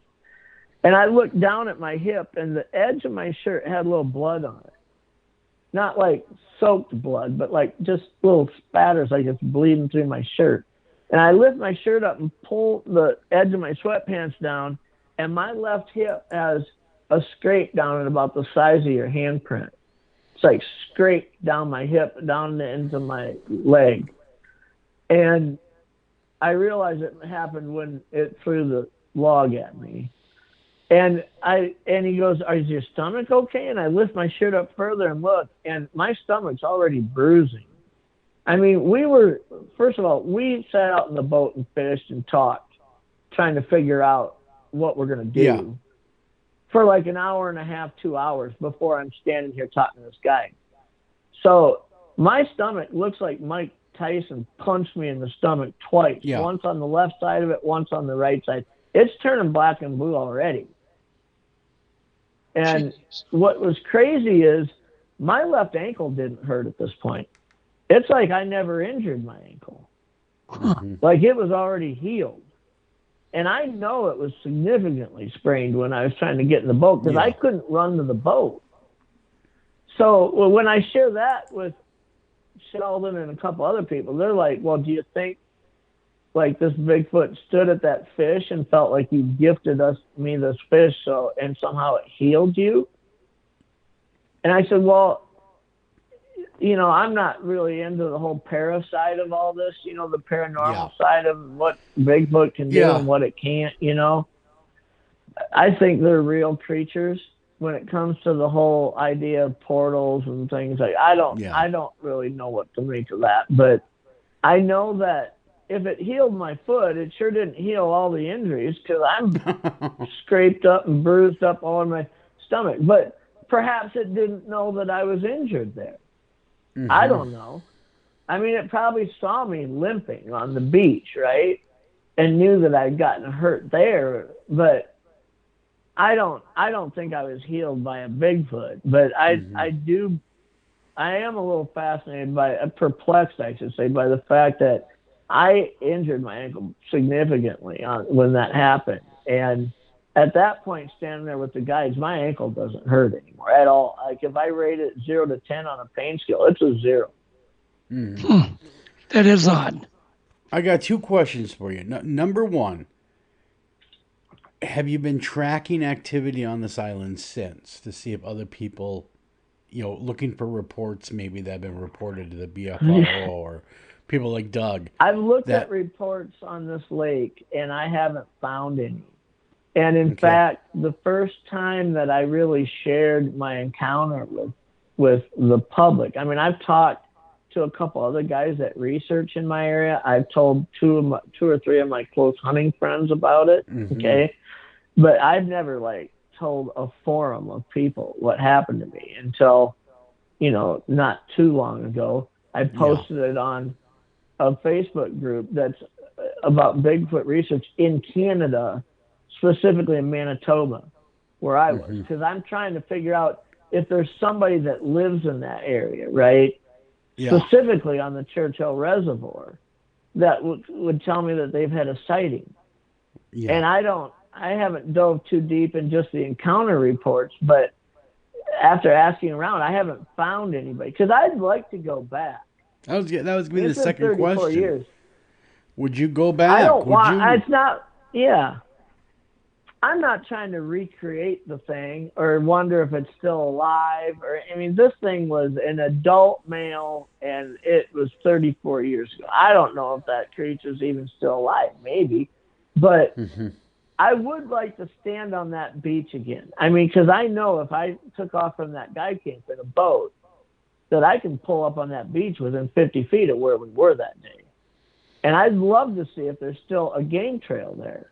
And just to stand on it, just to stand on the game trail and just maybe even be able, just being there would help me recall even more about what happened, just the maybe spur a memory that I didn't, register. But I have never been back, and I would like to go back. I'm at the age now where it's feasible to think I could. I mean, I could afford to go there and take a week off, do it, whatever.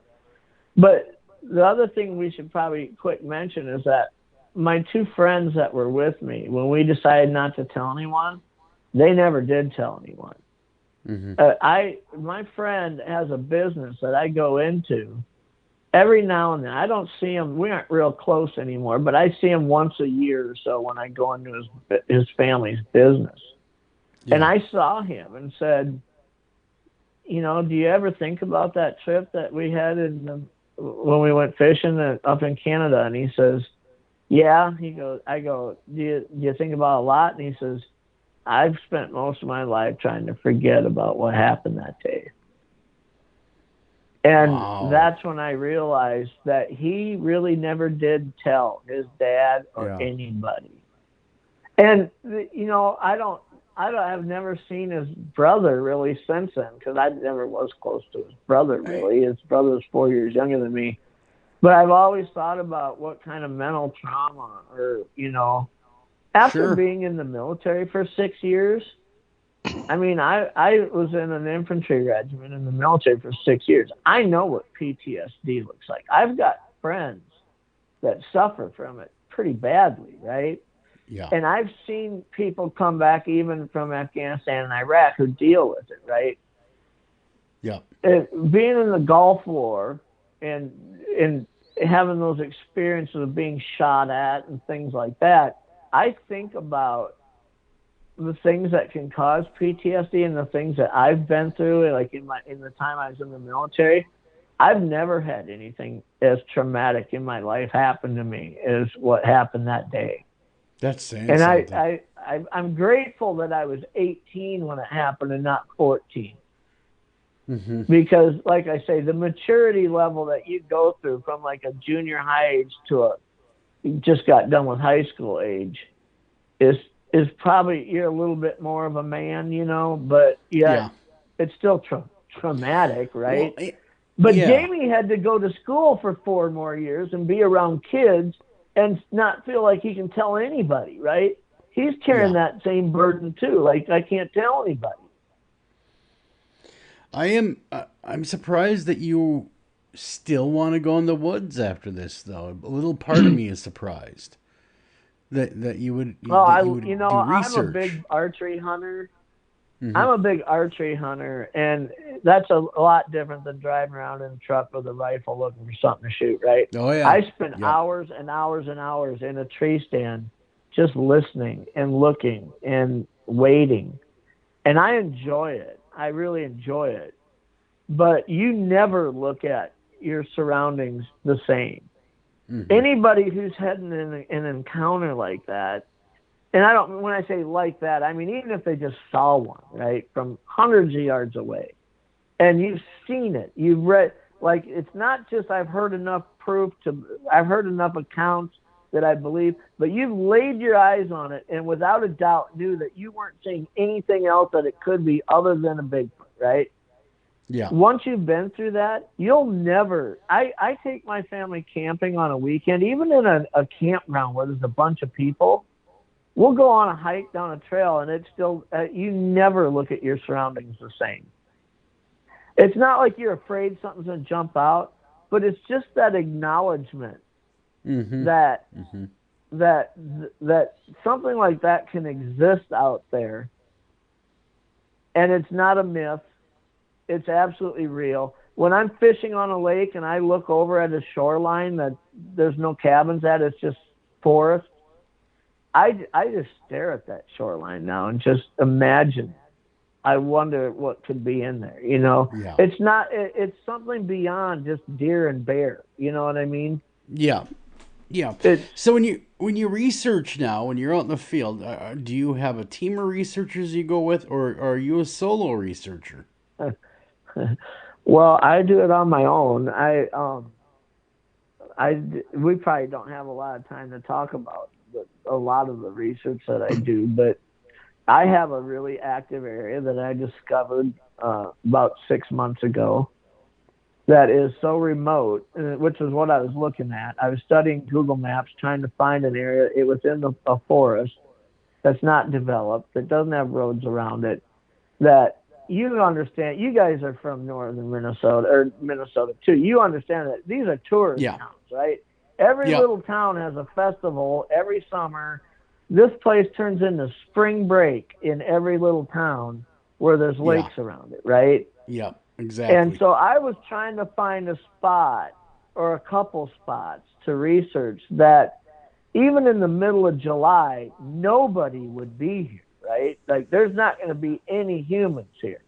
Yeah. And the spot that I've been researching, I have to kayak for about 2 hours upstream to get to it. And then when I go downstream coming out, it only takes me about an hour. But now that's gotten longer because, like you guys were talking about earlier, the droughts and stuff, I have to drag my kayak over more rocks than I do water I can paddle through almost. But I have a site that I go to every single week. I go out on Thursday and I leave items, and I go back on Friday and I collect them. So I give them a 24-hour window to leverage what I consider to be a Bigfoot's weakest link in its armor is its own curiosity, right? They're just so curious. If they aren't threatened, then and you can let them feel like they're in control of an area. I leave that. They watch me walk in. I leave items, and I get in my kayak and leave. And then because of a routine, I've been doing this for 14, 15 weeks now. When I come, they know that I won't be back for 24 hours. So then I go back in. One of the items I leave is a red rubber ball that has Velcro tabs adhered to it, like 6 Velcro tabs. So that I've collected hair samples off the Velcro tabs. I leave like Doug does. He told me one time when I was talking to him online, me and Doug have spent hours now talking at 3 a.m. You know, I burn the midnight oil like he does when I'm working on stuff. And we'll be talking on Messenger about some of these things I'm trying in research. And he said, you know, do you leave peanut butter out there? I said, no. I said, you saying I should leave a jar of peanut butter with the lid off? He said, no, don't take the lid off. These things love unscrewing lids and screwing lids back on. And that kind of added a different element to my research, because if I left something, and if I leave, one of the things I like to use is Bit-O honey candy bars.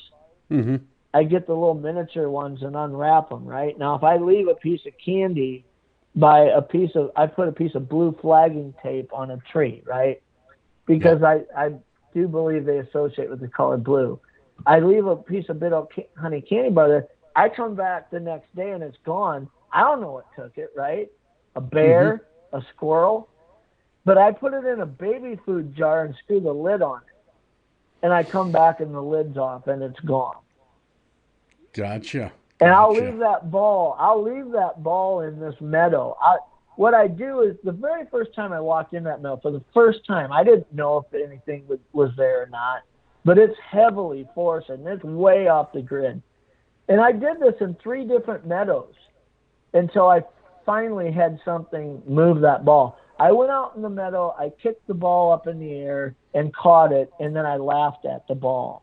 And then I threw it up in the air and caught it, and I laughed at the ball. And then I drop-kicked it as far as I could across the meadow and chased it down and grabbed it, and I laughed at the ball. And I just kept doing that, so that if anything was watching me audibly, I was letting it know that I'm amused by this ball. It's entertaining, right? Yeah. And then after about a half an hour of doing this, I'd place the ball in the meadow in the weeds, and I'd take really good note of where I'd left it. And I'd hike the 3/4 of a mile or so back to my kayak, and I'd just leave. And the next day I'd come in mid-morning, go out there, and the ball's moved like 80 yards to the other side of the meadow. And the first time that happened, I didn't have any Velcro tabs on. I just thought, wow, something moved this ball, right? Yeah. But then I started thinking, well, if I put Velcro tabs on, I could get hair samples. Yep. And then I started learning from Doug about sebum smears and, this waxy substance that they probably have on their skin. So then I started looking at the ball, and I'd find smears of what looked like Vaseline, but it had like a chalky white hue to it, Sure. like almost a dove gray color almost. So I'd start taking Q-tips, and I'd swab them and put the Q-tips in an envelope, and I'd write the date and the time, and I'm just cataloging every hair that I find, when it was, what time, and I'm trying to. I don't put cameras out there that are powered. I don't whoop. I don't tree knock. As far as it knows, it looks as me as this guy that goes out there and has a lot of fun and leaves shit out there because I'm so forgetful, and then I leave, and then the next day I go back and pick it up, and then I leave. I've gotten to where, talking to Doug, I realized that there's something to do with UV vision, that there's a chance that they can see in UV, because I'll leave fluorescent blue. I took a game camera and painted the whole thing fluorescent blue. No batteries in it, just left it lay in the grass. And that next day when I went back, it had been moved 15 yards. Something picked it up and was looking at it and laid it back down. And then I started leaving blue flagging tape on trees, just like 2 or 3 different trees with gifts by the tree. Mm-hmm. And those are gone. So I've gotten it used to this color blue. Like now when it sees blue somewhere, it knows there's a reward there or some kind of a treat, right? Mm-hmm. Mm-hmm. But I don't stand there whooping or hollering.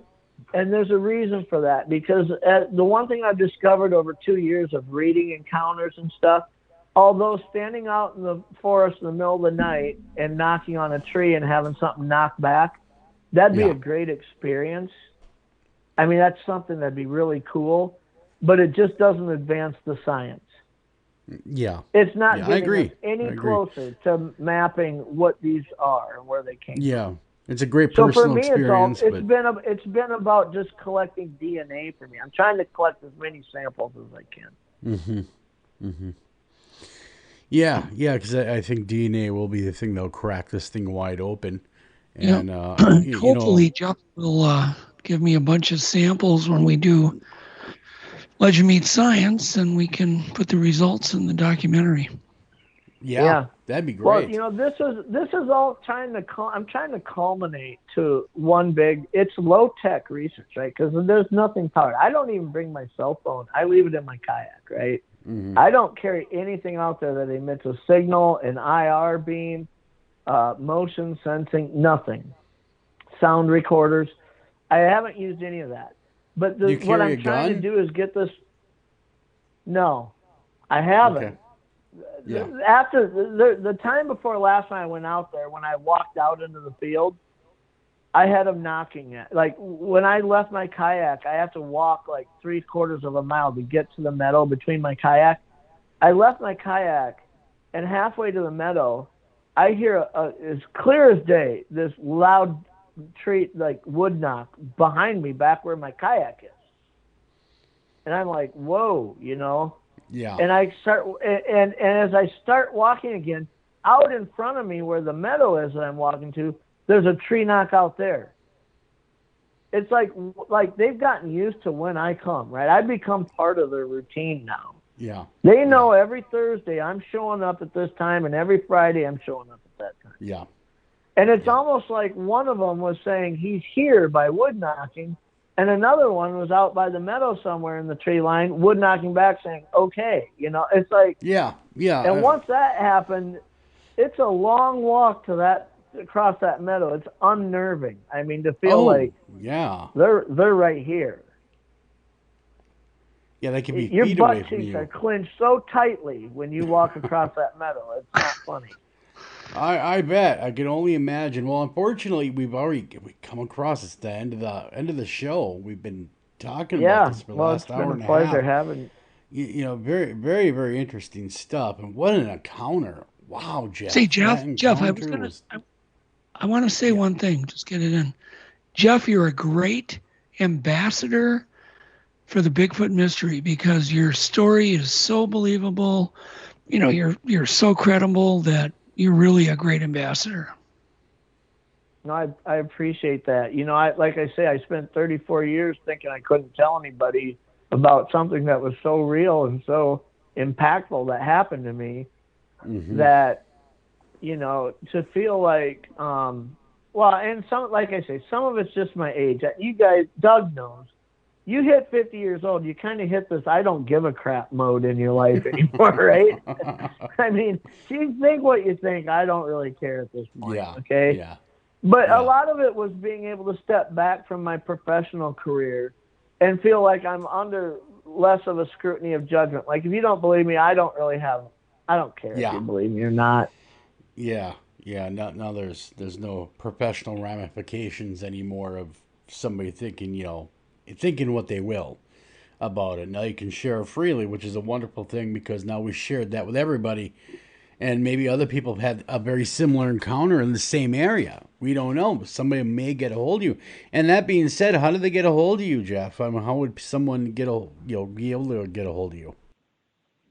Well, it's not. I mean, I'm on Facebook. I mean, you can search my name on Facebook. You'll find me. And if you, one of the reasons why I contacted Doug is because I had heard a podcast a while ago, quite a while back, where Doug said, look, the reason why I have a Facebook account is so that people can get a hold of me. If there's somebody out researching and they're saying, I'm trying this and I don't know what to do now, he says, I want them to be able to get a hold of me so that I can give them some advice or whatever. You know, you got to be accessible, because if you aren't going to help those fellow researchers out there who will help unlock this thing, right? The origin and all the things we can learn by mapping its DNA and establishing it as a recognizable species. That discovery doesn't come from one person. It doesn't. It's got to come from a collection of people who are willing to communicate with each other what works and what doesn't work. Exactly. When I started doing this research, I looked at all the things. I didn't say, what is everybody having success with? I'm going to go do the same thing. Yeah. I looked at what everybody's trying that isn't working. We're hanging up 1 million game cameras every year, and we aren't getting good footage from them, right? I mean, it's just why. I mean, Doug's got a little bit different way he's doing it, because he's fortunate enough to have a site where they've got power ran to him, full-time broadcasting live 24 hours, so that if something was to be there just for a second and sense that sensor and back away before that camera would automatically trigger, he's capturing live footage 24 hours a day on 9 cameras. Yeah, very true. So he's got a whole different animal than most game cameras. But we aren't getting the evidence. And even if you did have a clear picture or video, there's people that aren't going to believe. They're going to look at it and say, I don't believe it, right? So my effort is try to collect all this DNA over the course of like 4 months, right? And in that one last night, I am going to have, with Doug's help, we're going to create a ball that has a camera in that red ball, 360 degrees, powered, running full time. That whole 24 hours from when I leave the ball to when I go get it. It's going to, if something walks up to that from 80 yards away across that meadow, from whatever direction it would start walking that ball from, it's going to be on video. That one last night when I said, okay, I'm done with this, it's going to be in October, I'm going to take all them little blue game cameras that don't have any batteries that it thinks are so cool because they always have a treat by them. They're going to be powered up that night. And there's going to be audio recorders. This low tech, I'm not trying to communicate with you. I'm just leaving you cool stuff. You can feel comfortable with me. I'm going to catch it with its ass out, walking up to a tree with a blue ribbon on it, because for 14 weeks or for 20 weeks or however long it's going to be by the time I end it, it's going to know that every time it went up there was a reward. multi-step process. So that's what I'm hoping, is that if you can get, let's say, 20 hair samples and a dozen sebum smudge samples, okay, that's great, right? But when you look at like the Patterson-Gimlin film, what was crazy about that is if you look at the 4 pieces of evidence that people will give credit to, whether it's a picture or video, a sound or audio recording, a footprint cast,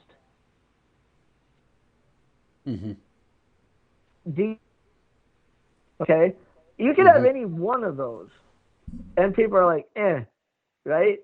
But how often have you had more than one of those from any researcher?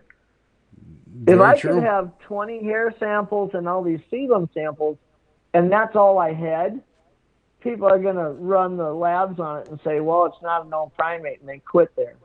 But what if I have a video, a 4K video with 20 hair samples? Now all of a sudden you've got something that hasn't been turned in yet. Exactly. You can never have too much data. Completely different. That's what it's all about.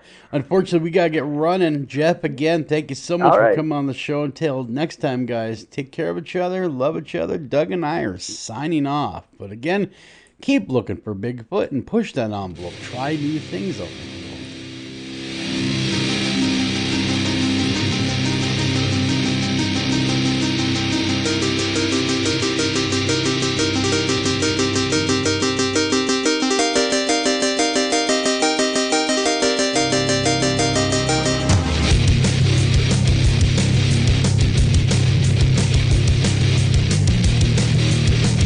Hey, Randy, what you doing? Oh, hey, Dave. I'm just making a list of things that make me feel really, really good. Wearing Bombas socks. Trust me, that's number one on my list. Bombas socks feel so good because we use the smartest design and best materials, making them the most comfortable socks ever. Plus, because socks are the number one most requested clothing item in homeless shelters, we donate a pair for every pair purchased, and that feels pretty good too. To shop Bombas or learn more about how your purchase supports those experiencing homelessness, go to bombas.com/comfy and get 20% off your first purchase.